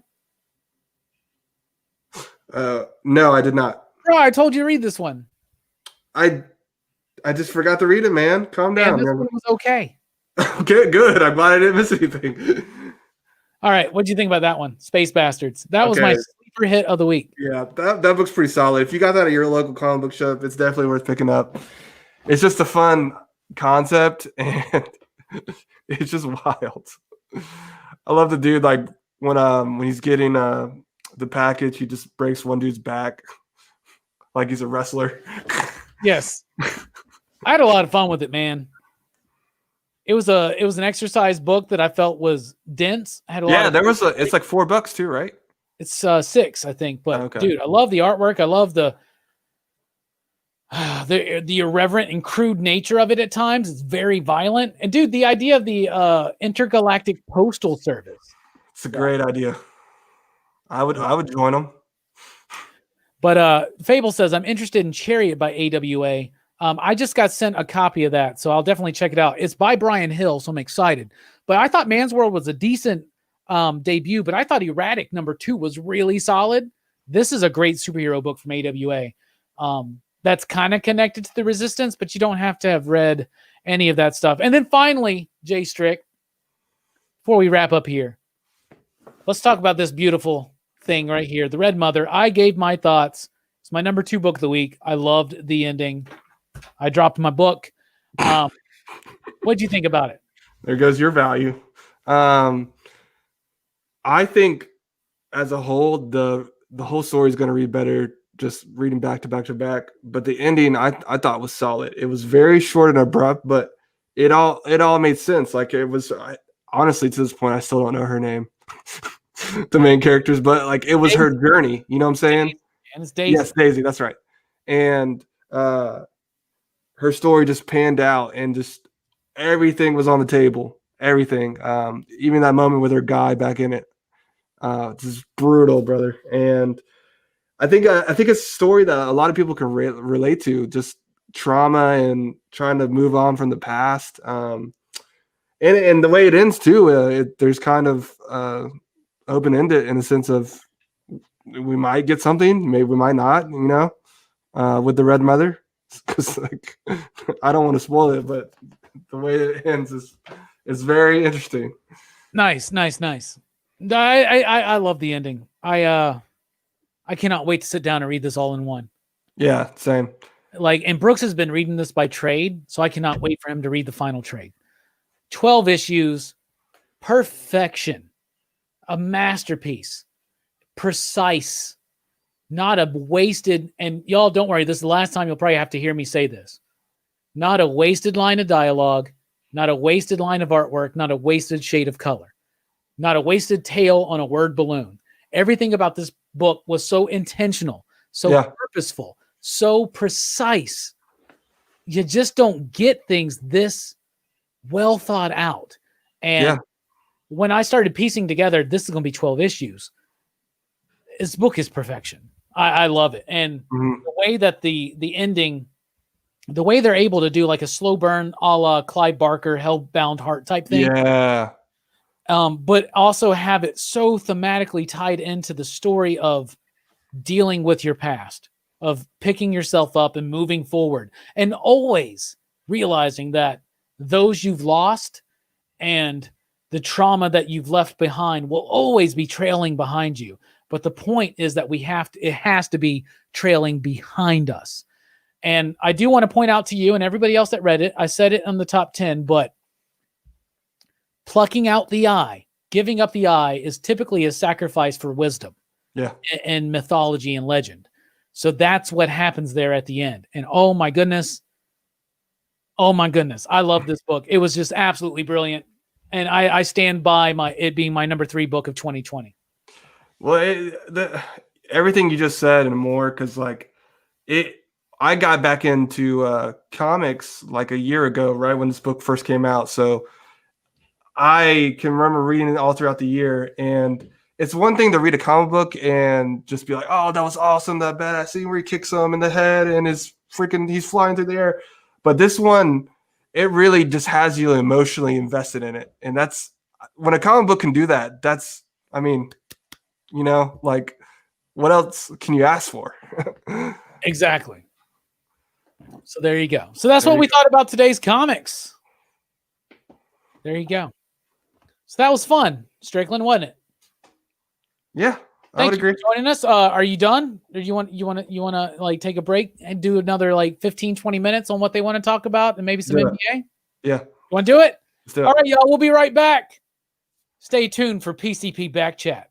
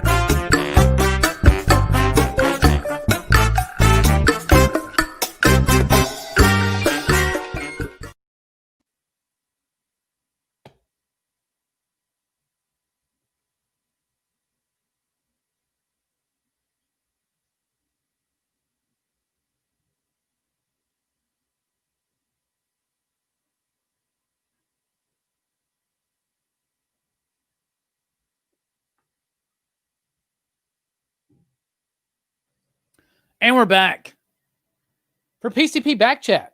The first one we've really done on one of these Talking Comics Live. I think just I have so much fun talking with my homie J-Strick.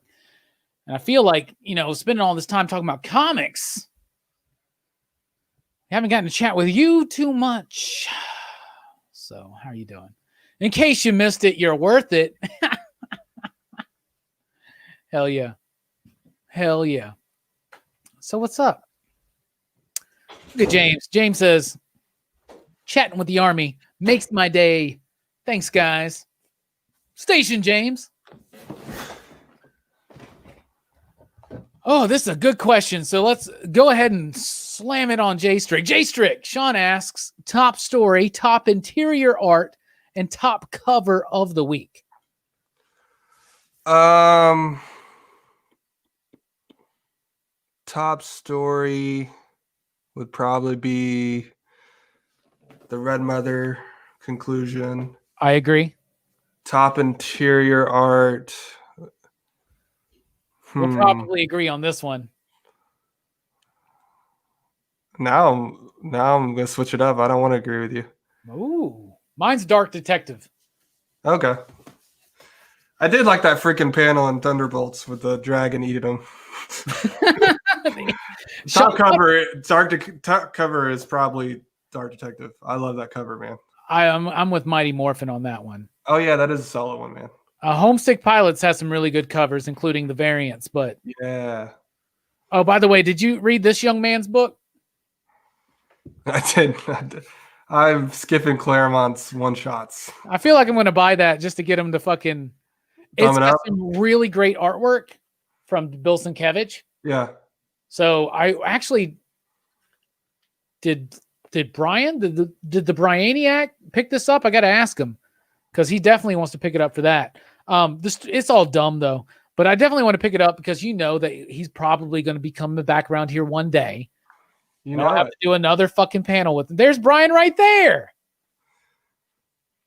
I need to ask again, how do you feel about customers that ask for cover A and then switch it out? I don't mind it, Brian, but the way certain obnoxious ass customers like yourself approach it is pretty annoying.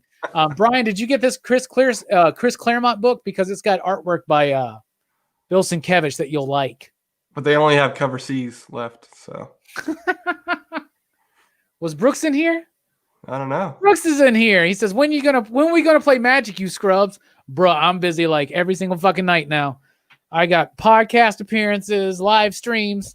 We'll do it though. Next time we do something at Robbie's, we can do a Magic night. The next Laker game on a Monday night. That's not next Monday. Oh, by the way, the Lakers are playing. Anybody know the score? Yeah, then let's like put the Lakers game on, order some pizza, play some Magic, I guess. And he called us scrubs. Bruh, tell him to calm down. Listen to him. Brooks, do you want to...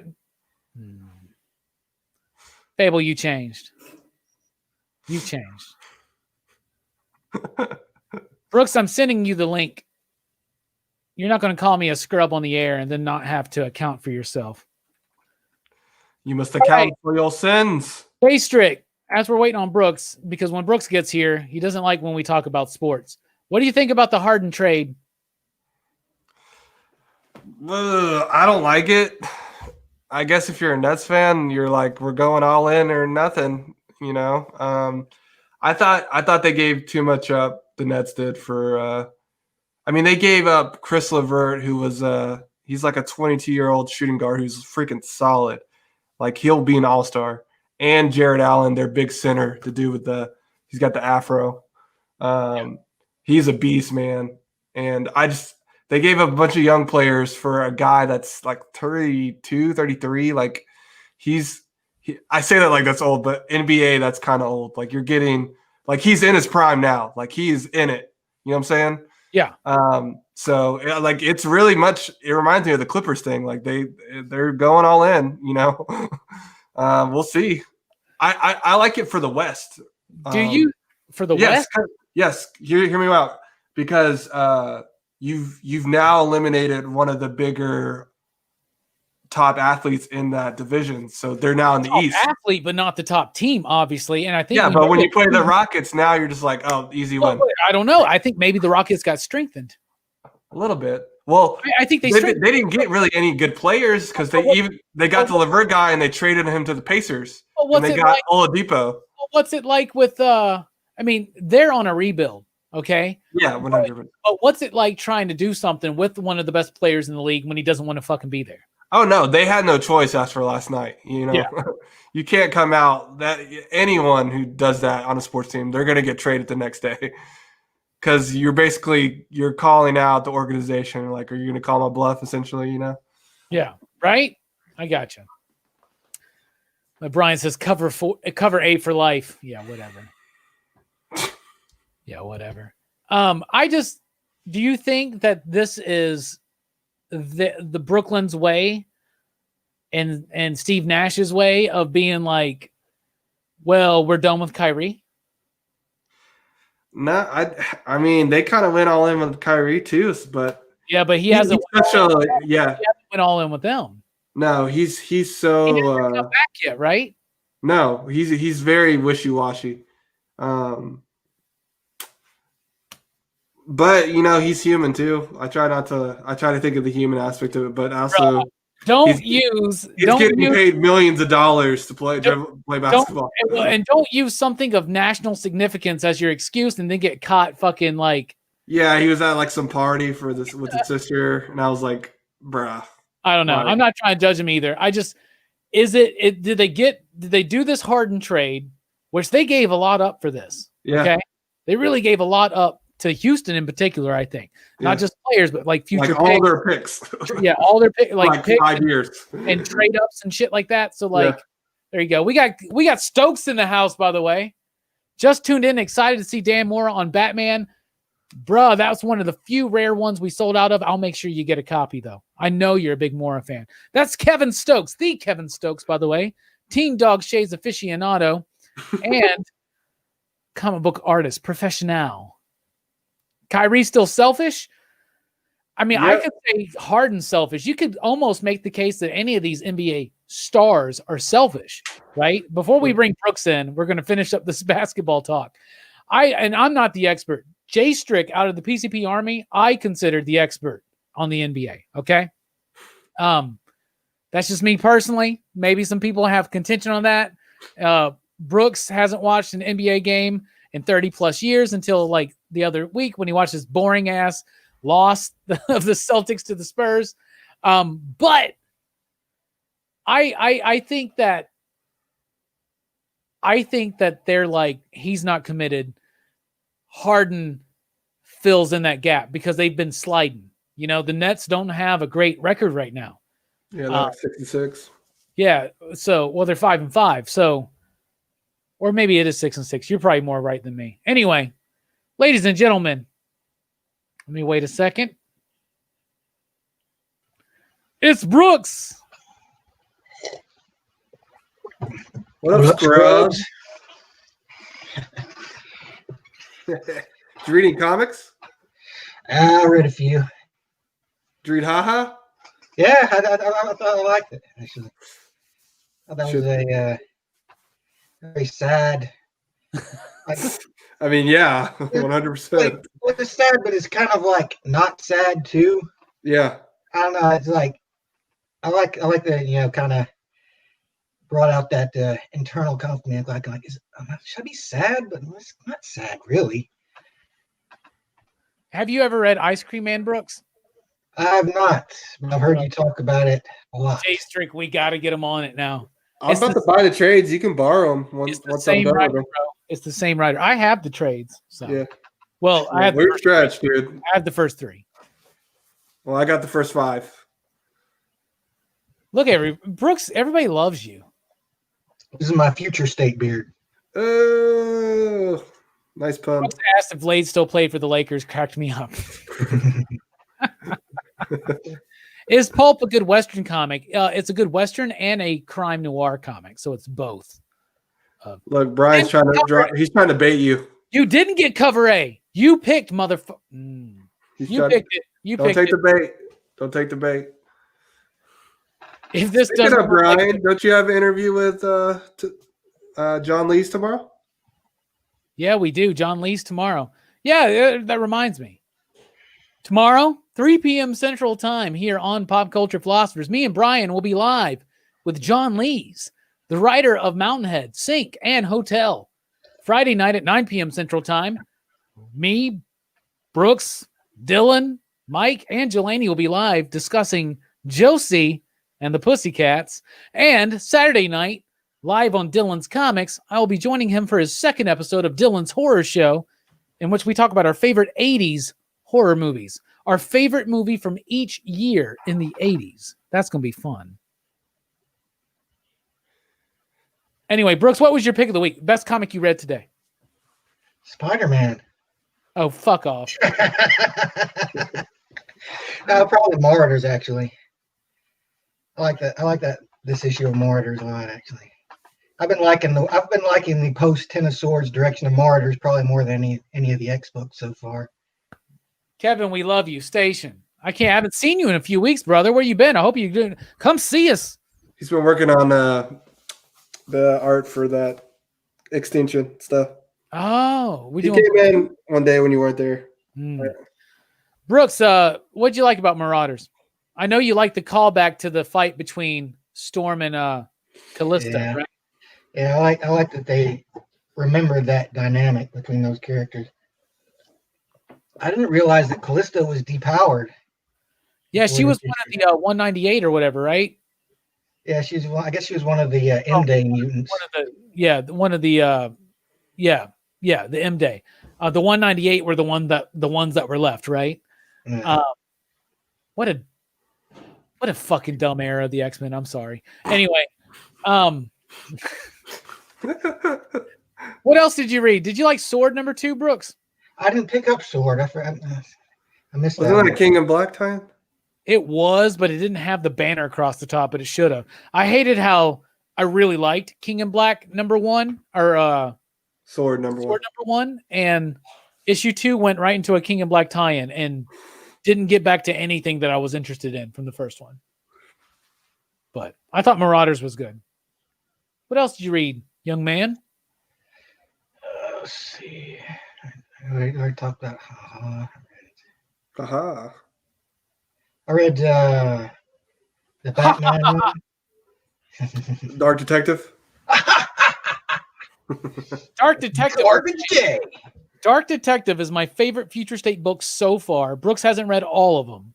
But what do you think about that one, Brooks? I liked it a lot. I like the Bruce story and the Grifter story. Like I like seeing Grifter back. Yeah, y'all were there. You know? And we were there. It's like the way him and Luke Fox kind of play off of each other. Yeah, I like it. And because the name of the story is Grifters, right? Yeah. So that means Luke is one of them too. And like, I love it. And it throws me back to some elements of Joe Casey's Wildcats and even Warren Ellis's and John Davis Hunt's Wildstorm. Because you remember Spartan was a black man, and then there was another grifter in that Joe Casey run 3.0. Y'all, Wildcats is one of the most underappreciated comic books ever. Let me tell you why. First of all, everybody goes, yeah, it's one of those Image books. Yo, it was Jim Lee. The best of the Image artists was Jim Lee, in my opinion, right? So it's a Jim Lee book, and it's fun. He wrote and drew it? He co-wrote. Okay. Brandon Choi, I think, was the scripter. But he did the art for a long time. Then they brought in other people. It kind of faltered, but it's a great concept. Mm-hmm. Wildcats is, right? Basically, two alien races have been warring with each other for millennia. Their war has made it to Earth. Some humans are one race, some humans are the other, and it's great, fantastic. And it relates to it's like Daemonites and Cherubim, right? So it relates to angels and something else. Yeah, Daemonites and the Cherubim, right? Or the what are they called? Oh, I don't remember. Anyway, I didn't actually read the early stuff, but I did actually watch a couple of episodes of the cartoon, so that's where I get my early Wildcats knowledge from. So you got the Jim Lee start, then you got the cartoon it was on USA Network for me. It was badass. It's on Tubi, by the way. It really is. It's not even a joke. It's not even a bit. Like, it's literally on Tubi. And then Alan Moore came in and did an extended run on Wildcats. Really? Youngblood too, didn't he? That is brilliant. I don't remember him doing Youngblood. He did Supreme, which was part of I think he did at least. I think he did a Youngblood story. Maybe he did a Spawn issue. It was amazing. Yeah. Really, then, honestly, it added this whole new dimension of hell. You read it, J-Strick. He's the one that did the hell issue where it introduced all that and it was really good stuff. So then after that, you have Joe Casey, who did Volume 2 and then 3.0, and then Warren Ellis's The Wildstorm. So honestly, throughout most of its publicated history, Wildcats has been a top tier, innovative, next level type book. And that was your Wildcats in the '90s. I just tell y'all on Wildcats. Everybody's going out to find Wildcats now. All of a sudden, it's going to be on Comic Tom's video. He's going to be like, at number 10, Wildcats, number 1 for some random reason. Number 2 is the better one, though, with that foil. Oh, man. Yeah, I remember. Oh, man.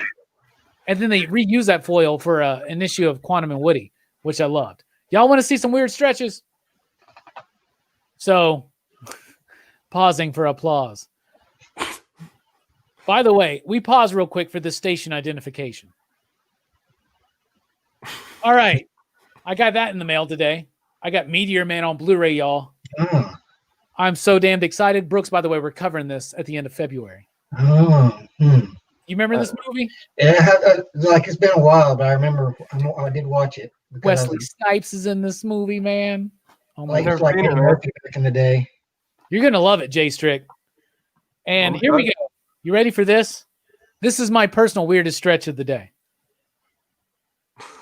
I bought a can of Spam. I got the less sodium one because they were out of regular ass Spam. Regular sodium one. They were out of regular sodium Spam.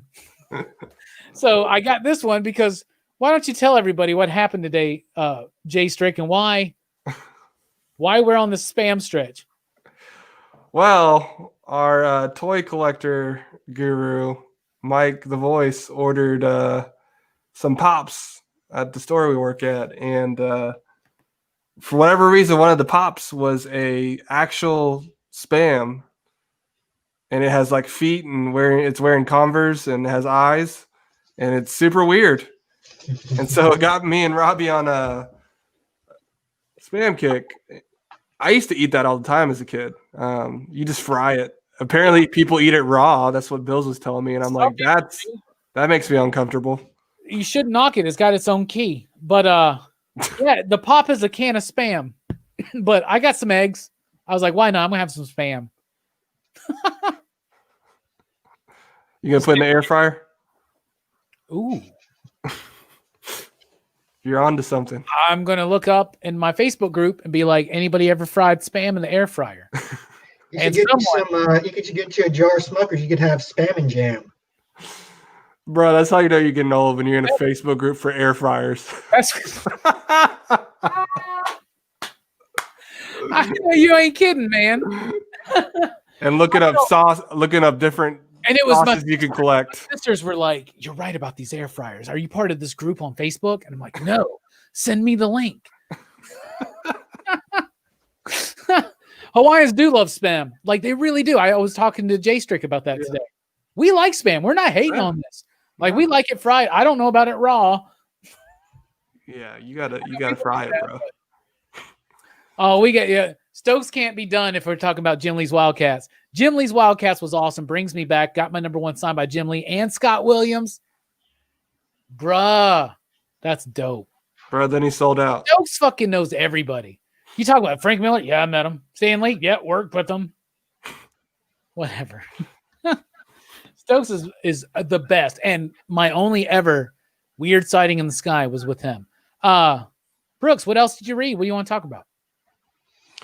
Since you got Brooks, I'm going to bounce. I got to go. You're bouncing? Yeah, I got to go. You got Brooks now, though. You tagging me in? Yeah, I'm tagging you in. Station, thanks for joining us, brother. You can be Robbie Strungley. I do have sexy legs. People tell me all the time. Peace out, y'all. Station, y'all. He can't make it. What a scrub. How you doing, man? Pretty good. How about you? I see you're doing the Wednesday night thing. Yeah, I like it. I like going live and chatting with the PCP Army and y'all, having y'all on and chatting about the new comics. Yeah, the new comics. Showing off my new cans of Spam. You know, weird. Yeah. I'm going to try and be like, of course. I mean, why wouldn't you want to show off your cans of Spam? Look at Fable right there. J-Strick choking again. Can't hang with it. J-Strick is like our punching bag sometimes, it seems. Like We love him, man. We love him. it's like that's why we're so hard on him. It's out of love, you know. Bro, we did get the last issue of Red Mother. Me and J-Strick talked about it probably like 20 last issue out, eh? Yeah, last issue came out, Brooks. We were actually talking about how we can't wait for you to get your final trade to read it because I know you've been liking that book, and it was a fantastic ending. Good to know. It is good to know. Any new cereal? Well, the last cereal I actually have been eating has been Frosted Flakes because sometimes you go back to something. And I love Frosted Flakes. But I do have... Frosted Flakes must stand by. Really? Yeah. I stand by. It would probably be Cinnamon Toast Crunch. But I have a few. Peanut Butter Crunch, Cinnamon Toast Crunch, Frosted Flakes, and like Cocoa Pebbles. Captain Crunch was another one I used to... Yeah, I'm starting to fall less and less in love with Captain Crunch, but I still love Peanut Butter Crunch. Yeah. I got this. I think I always like Crunch Berries the best. See, I don't like more variety. I don't like the Crunch Berries, but I got this Dunkin' Mocha Latte cereal right here. Now, I haven't tried this box yet in milk, but I have tried another box dry, and it was interesting because it's actually made with real coffee, and I think it has caffeine in it because of it. But it's okay. It's got marshmallows in it, so that's pretty dope. But I haven't really tried anything new because I've been eating Frosted Flakes. Before that, it was Honey Nut Chex with marshmallows in it. That makes the Spider-Man and Teenage Mutant Ninja Turtles cereal from back in the day. So real fun stuff. I see they got a Pokemon cereal out now. Yeah, it's like some kind of berry flavors. Yeah, it looks like berry flavored little spheres and marshmallows. There you go. From the looks of it. Very Pokemon.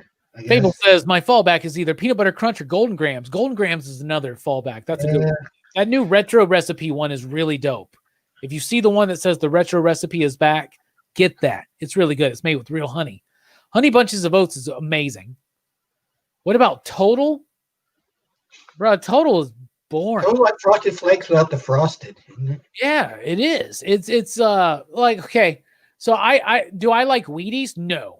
But I like buying Wheaties because every once in a while, like Serena Williams was on the last box, but the box I bought that I saw before that was the LeBron James Lakers championship one, you know? So I got that one. But the other series is like they're not as bad as Grape Nuts, but I've never eaten Total or Corn Flakes or anything like that without like just pouring sugar on it. You know what I'm saying? Yeah, I actually like kind of acquired a taste for cornflakes like later in life. Like without anything added to it? Yeah, just the regular cornflakes Nice. without sugar. But I kind of like, I think I was like going through like an adult thing. I'm like, I don't need these sugary crap. Let me try like a man cereal. Well, that's when I get like Raisin Bran or something. Or Basic Four. Raisin Bran is not too bad either, actually. Yeah, or oatmeal nut. I used to hate it when I was a kid. I'm like, Raisin Bran? What? I love bran it. with Dude, raisins? Raisin Bran Crunch. Have you tried Raisin Bran Crunch? No. Bruh. It's Raisin Bran with like these like nut clusters, like Honey Bunches of Oats. Which I love Honey Bunches of Oats. Like that's a great adult cereal. Basic Four is a great one. Oatmeal Bran Crunch. Oh my God, there's so many. Or is it Oatmeal Raisin Bran? Oatmeal Raisin Bran, something like that. Oh my God. You just don't need like boring ass. Here's the thing. I don't eat cereal as part of a well-balanced breakfast. I actually don't eat breakfast, okay? So I eat cereal as my treat at the end of the night usually. Like that's my dessert, you know? Like I plan my lunch, I plan my snack, I plan my dinner, and then I have a bowl of cereal. And when I'm following my plan, it works, you know? So cereal is not too big of a deal for me, and I love it. And I love all the sugary sweet shit. Yeah, like Apple Jacks, my brother, Apple Jacks, Cookie Crisp. They've changed the recipe, and I don't like it as much, but y'all, some great cereals out there. Great cereals. Why do we always wind up on cereal? It's like I like cereal, man. So yeah, seems like. And why do they call it Apple Jacks if it doesn't taste like apples? It tastes like cinnamon apple. Yeah, but that was like I always like thought those commercials were weird. Like, well, Oh, why are you guys pointing that out? I get that. It doesn't taste like apple. It does taste like Apple Jacks. Yeah, like an artificial flavoring isn't gonna taste exactly like a fruit. See, Ed says, but the flakes in Raisin Bran are too small. They get mushy as fuck. Let me tell you something, Ed. When you become a cereal connoisseur, like myself, this is like pretentious as hell, right? But honestly, certain cereals have a milk like half-life. Like, right? Okay. They like, I know that if I'm eating Cocoa Pebbles, as soon as the milk hits, it's got to sit for like literally just 15 to 20 seconds before I start eating, right? Captain Crunch, I can give up to a full 60 to 75 seconds until I start eating it. Cinnamon Toast Crunch, a good solid 30 to 45 seconds. That's what I'm looking for in a really great cereal. So yeah, they may get soggy quicker, but us as cereal connoisseurs and partakers must become more wise in how we consume our cereals. Right? I suppose. First, I've never gotten that too deep into it. What cereal do you hate? Crave is an easy one to hate. Grape Nuts is an easy one to hate. Aside from that, there's nothing really that I don't like on some form or fashion. Chex is trash. I disagree. I love Chex. Whether it's Chex Mix or cereal, because they got some really great ones. Like I said, y'all, get some Honey Nut Chex, get some Lucky Charms. Take the Lucky Charms, separate the marshmallows from the cereal. Take the cereal, throw that shit away. Take the marshmallows, add them to the Honey Nut Chex, mix that shit up good, and all of a sudden, you're in nostalgia heaven, and you're eating Spider-Man and Teenage Mutant Ninja Turtle cereal from the late 80s and early 90s. What's your favorite cereal, Brooks? Why don't you illuminate the audience while I go grab another beer? I think right now my favorite is probably chocolate frosted flakes. Like, it depends though. Sometimes, you're in the mood for like marshmallows. Sometimes you're in the mood for something more basic. But usually for me, like Frosted Flakes is kind of it was kind of the cereal I grew up with because my dad liked Frosted Flakes a lot. And I think the chocolate adds to the goodness of the Frosted Flakes of corn. Goddamn, dog. Say hi. Dog is chewing on my hand. It's making me kind of peeved.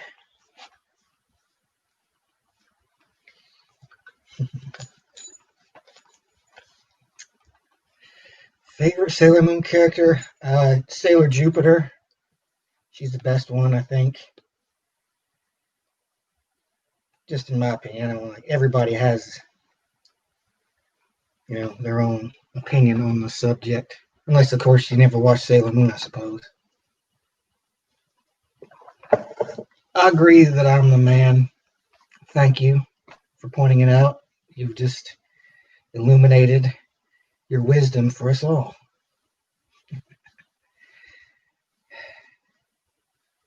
Chocolate milk in your cereal. I don't know. It depends. Like, I guess it could be overkill. Like, I wouldn't use chocolate milk with like chocolate frosted flakes or Cocoa Puffs. Oh yes, I got Gigawatt today. That was a new toy. It's Gigawatt. Whatever, bro.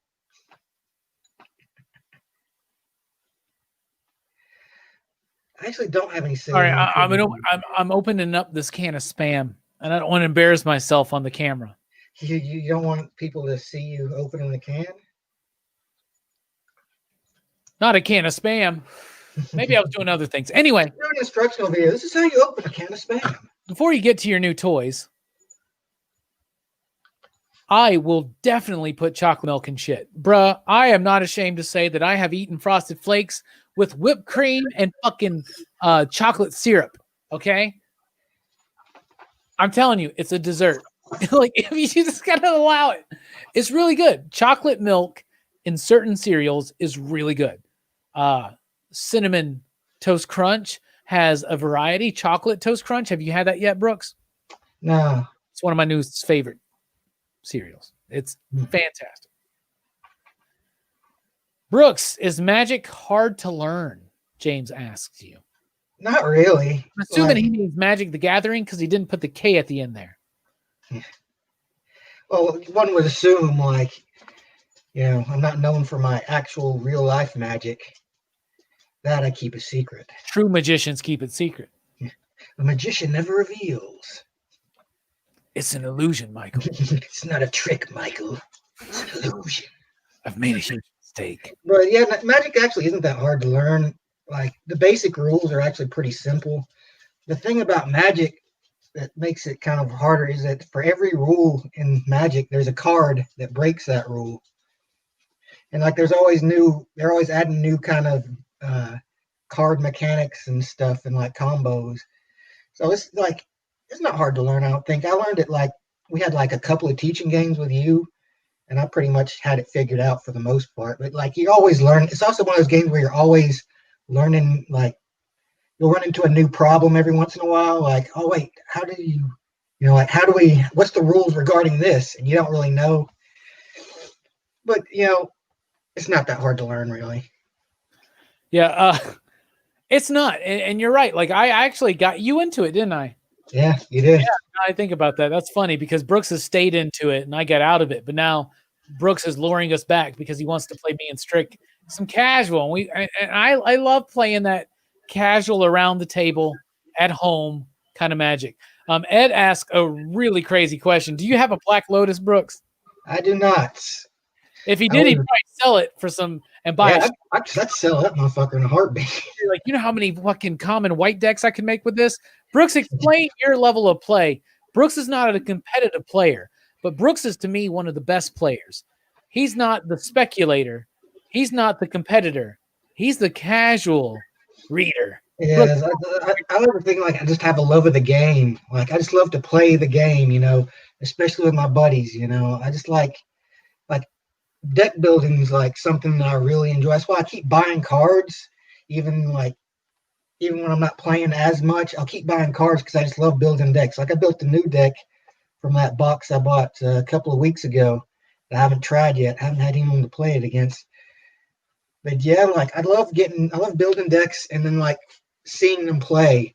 Like, sometimes my buddy George, he plays us, like, he'll borrow one of my decks a lot of times. So I'll be playing against George with one of my new untested decks, and he'll pull off some crazy shit, and I'll be like, fuck, I guess I meant to do that, though. I'll tell you this. So next week, the 18th, I got something scheduled, but January 25th, Monday night, right? Not this upcoming Monday, but the Monday after. Magic night. Yeah, man. We'll play some Magic, get some pizza. Yeah, some beer. Some beer. Pizza and some beers. Some pizza and some beer. Or maybe some sushi and some wine. Whatever we're feeling like. Ooh, go fancy. Yeah. Unfortunately, my cheap sushi place, I don't know, all of a sudden they were like, no more sushi because of COVID. I was like, what does that have to do with it? Yeah, like, really? I mean, I was like, what do you mean? Doesn't make China still open? It's probably because they can't do it in a way that is according to the rules or something. Yeah, maybe. I guess you'd have to, like, there's a lot of hand, but I mean, gloves. You wear it's like gloves? fresh, uncooked fish. I don't know, man. It pisses me off. Anyway, you can still get sushi delivered, but not in a cheap way.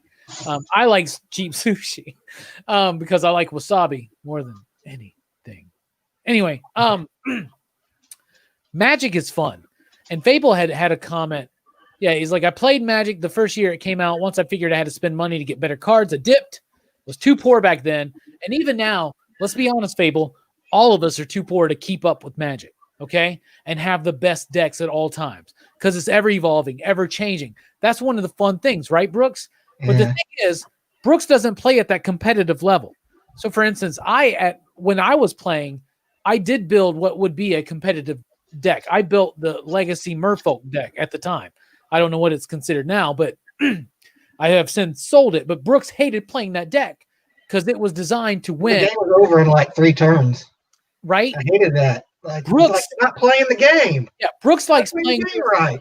in more of a board game type situation where Brooks loves to build these decks and he loves to hand them out and everybody just plays and we see what happens. It's not about ego and the fact that you built this deck. It's about we're wanting to play a game. Brooks doesn't have ego when he builds decks. He goes, this is an interesting mechanic and an interesting concept for a deck. And think of it as a board game, right, Brooks? And you have an infinite number of characters that you can play, right? It's really fantastic. Maybe I'm not into RPGing. We only did it that few times. But we had fun, but too many people were spending too long baking salmon. Yeah. Let's be honest. Like everybody was holding the game up. You remember all I ever did was cut off heads and shoot people. Remember that shit? Yeah, it's like he always took the most violent option. Yeah, that's the character I was playing. But Brooks, that casual magic, that kitchen table magic is probably some of my favorite. Really good stuff. Yeah, I think most of my decks are pretty evenly matched too. I have a few that are like kind of more, I guess, top tier than others. Like only 3 of them really that I would consider like probably a little shitty, I guess. Yeah, no kidding, right? Knights is one of them. What's your favorite board games? I really like Ticket to Ride, and I like Zombies. Risk is probably mine, especially my Lord of the Rings Risk. Oh yeah, Yeah. I've only ever played Risk that one time, and I won because Yeah. it's raining. Yeah, and then it was that one I gave you, so it had the ceasefire card. Like the set I have doesn't have that card. You just play till somebody wins.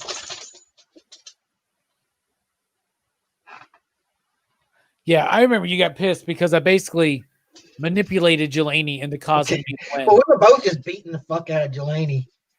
Like poor Jelani was just stuck in between us, like just basically bashing on him to get to each other. Yeah, he was. So what else has been going on with you, man? You said you got the gigawatt, right? Me too, man. Yeah, it sure did. I tried to transform him earlier, but I was like, nah, I'm gonna do this later. Ha! I haven't even opened mine yet. I'm gonna do it on stream one night. Give me a second. I gotta show you something that I got, man. Oh. Actually, I'll be right back. I gotta let the dog out.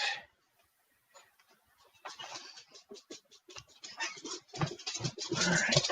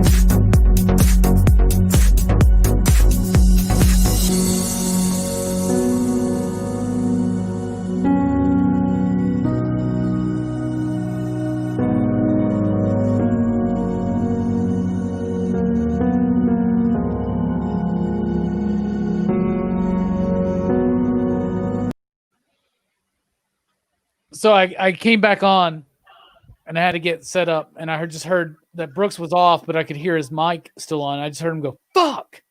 So I just went to the clip. Anyway, Brooks, I want to show you the this. cam button. I'm like, I guess I should hit the cam mic button. Or maybe just stop cam and mute. Now, do you see the look below? Do you see the thumbnail of you? You see the thing that looks like a microphone? If you hover over it, it says mute mic. Yes, yeah. You see, I can mute you. Like, you can't talk right now. The button now is you can. red. Yeah, you see it though? Yeah. Anyway, look at this, man. Oh. It's one of them Transformers.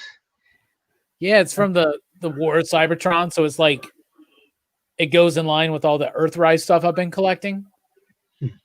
Mike hooked me up with that. How cool is that? Oh, he comes with 2 of the cassettes? It comes with Laserbeak and Ravage, brother.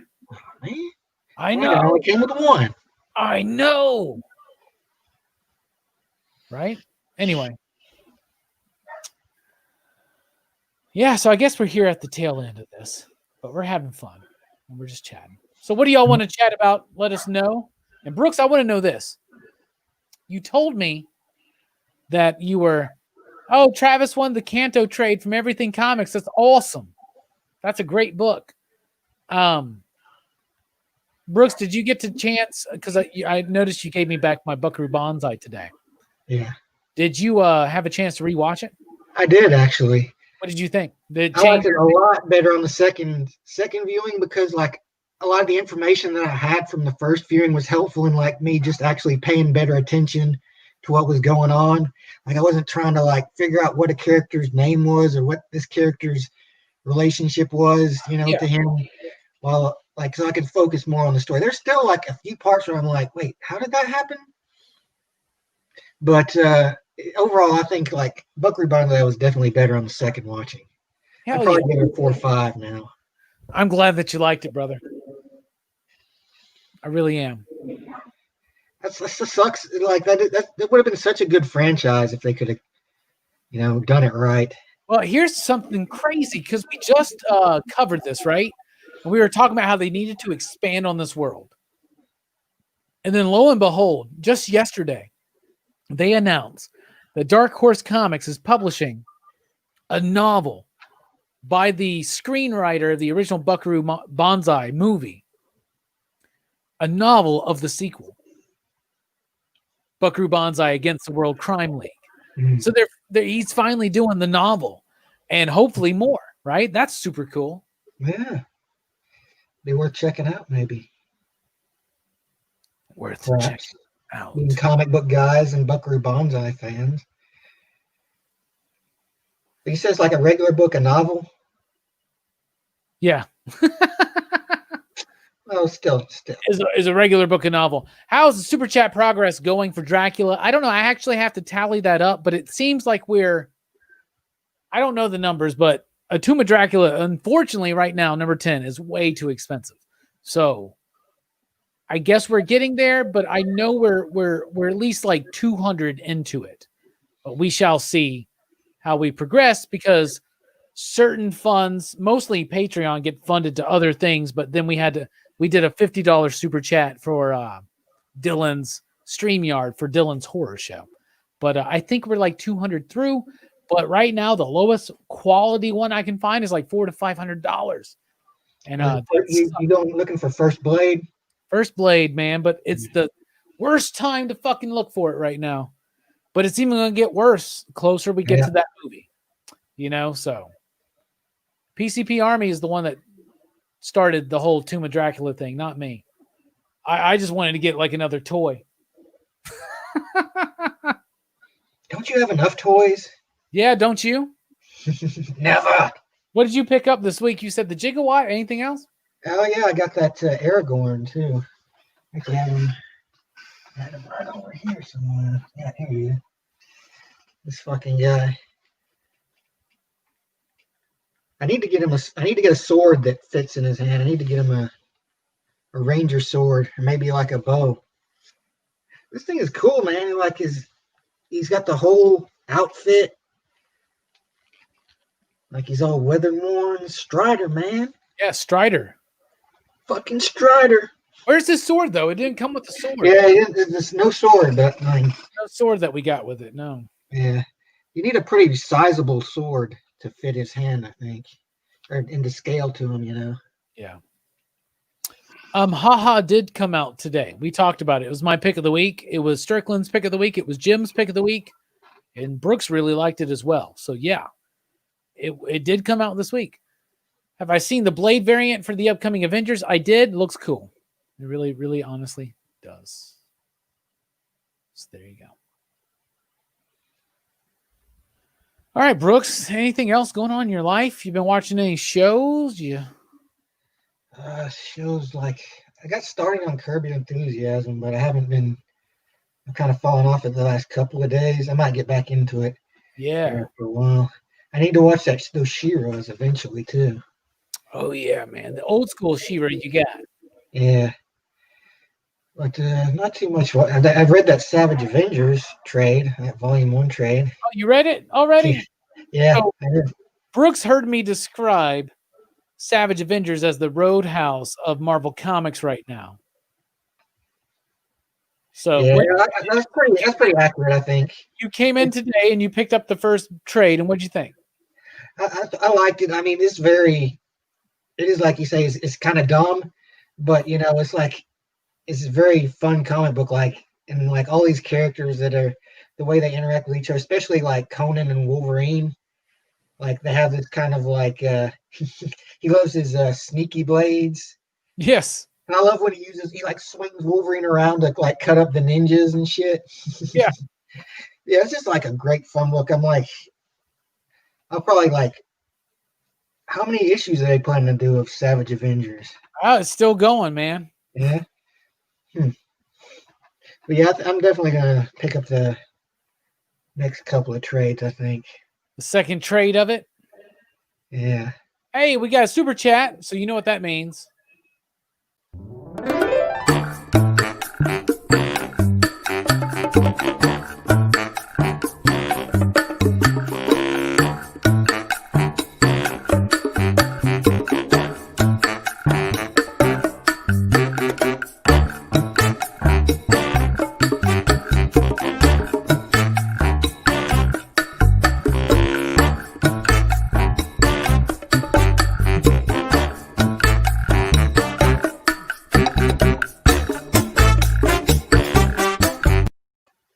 All right. Thank you so much, Mike Knight.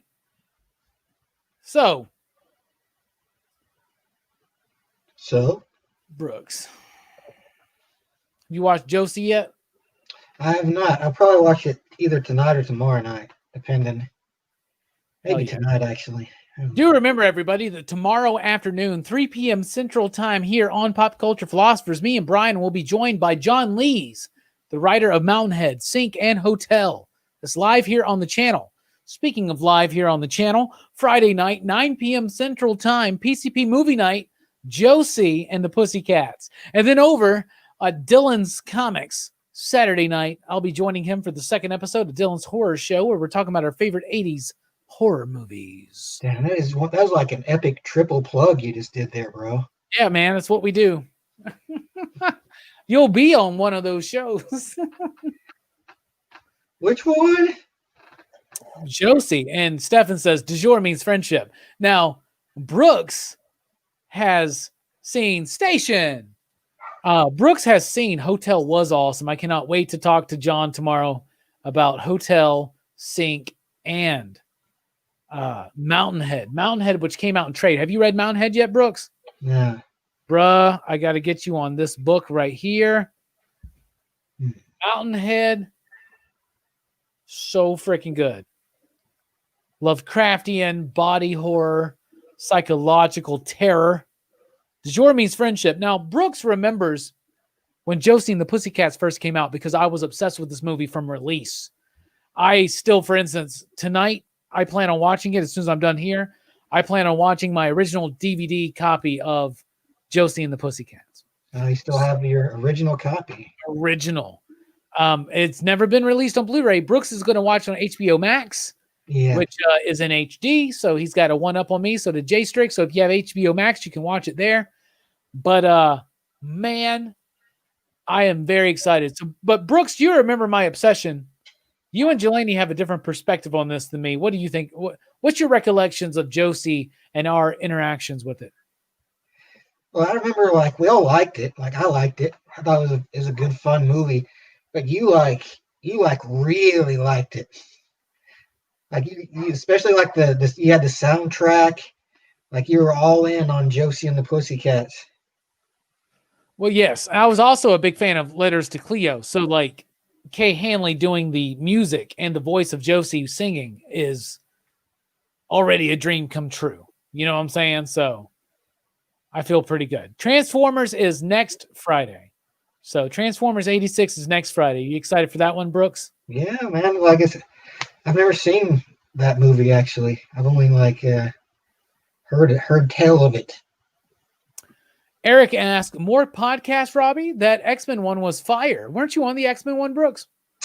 I believe so, yeah. I think you were. More podcasts are coming. We took a break at the end of 2019. We came back at the beginning of 2020 with our first episode about Kevin Smith, and then COVID happened, and we all social distanced, and we are going to get the podcast back soon. Right now, it's going to be really hard to time it because of the current schedule of the YouTube channel, but sacrifices will be made, and we are going to get back to the podcast. In the meantime, we're actually pumping out more content than ever here, but I am excited to get the podcast going again. I really, really, really am. So there you go. Yeah, I love Josie, man. I hope you really like it on the rewatch. Strickland loved it. Man. Oh, he did? He loved it. He's been listening to the music all week long at work. He falls in love with like everything, though.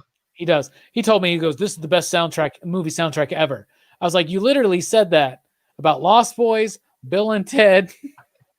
You know what I'm saying? Like every movie we watch. Rambo. What the fuck, mate? That's what you get for going on a mission in fucking Bama. That's a deep stretch to PCP Movie Night fans. So I really appreciate PCP Movie Night and what it's become, Brooks, right? We used to just watch a movie and stand awkwardly in a corner and talk about it for 5-10 minutes. It's a different game now, right? Chatting with the PCP Army, talking about movies in a little bit more long form, a little bit more freer and looser. It's so much fun. I love it. It's highlight of my week. What do you think about PCP Movie Night? I like it. I mean, I keep coming back for more, right? So you do, right? Yeah. I bet you give it 3 you digs. Yeah, it's a solid 3. I think Jelani kind of bogs it down a little bit sometimes. Like is over the top vitriolic rants sometimes about certain things. Yeah, we all have them though at times. Yeah, true. But he seems to be like the most susceptible to them. Yeah, he does, doesn't he? He's just a passionate guy, though, you know. That's why we love him, man. You know what I'm saying? Look at all this fucking love for J-Strick here. J-Strick likes everything. Do you remember when Horrorfest broke J-Strick and he took like 2 months off after Reanimator? He said he was going to quit until next year. And then then he's like, I'll come back for Christmas. What are you doing? I'm like, we're doing horror movies. Love it. J-Strick is one of our homies, though. Me and old Brooks, we represent for J-Strick with that straight dick. You know what I'm saying? Oh, Lord. Okay. He's okay. He's okay. I give him 3.5, you digs. 3.5 is respectable. It's above average? It is above average. It is above average. Are you excited about the PCP Movie Night slate? So next week, or this week, we got Josie. Next week, we got Transformers 86. The week after that, we got the PCP Army movie poll winner, Big Trouble in Little China. The week after that, we got Boys in the Hood. The week after that is Valentine's, and we're doing a double feature in conjunction with Dylan's horror show. We're doing My Bloody Valentine from 1981, and he's doing Valentine from 2001, starring David Boreanaz Angel. And yes, we turned Valentine's weekend into a horror fest. And then we're continuing our look at Black cinema and Black directors with Do the Right Thing and Meteor Man, which I just picked up. And that's us through February. And then in March, us in conjunction with Dylan's horror show are doing something called March Madness, where you're going to get 6 movies reviewed on 2 channels within 3 weeks, all horror. March Madness, Pop Culture Philosophers, and Dylan's horror show. And we already got a poll set, by the way, if you were curious. The poll for that one, which will be popping up on the PCP Army soon, so join the PCP Army on Facebook, is Phantoms versus Us versus Texas Chainsaw Massacre versus Warlock versus Dr. Sleep versus Dead Alive versus Lawnmower Man. Brooks, out of those ones, what do you want to win? I don't know. Dead Alive is probably the one that I'm most interested in, I guess. You've never seen it? No, I never have, but I've heard of it. It's the Peter Jackson, right? Yeah. It's dope. Herminio reminds us that Transformers 86 was his suggestion. And yes, you are right. And that's why we're doing it, brother. That's why we're doing it. All right, Brooks, final thoughts here on this stream. Thank you so much for joining us here for this extended PCP back chat. We have lots of excitement coming up this year for Pop Culture Philosophers. So, Brooks, final thoughts. His name's Doom. Bye-bye. My final thoughts are, thanks for rocking with us. We appreciate it. Keep on reading. And his name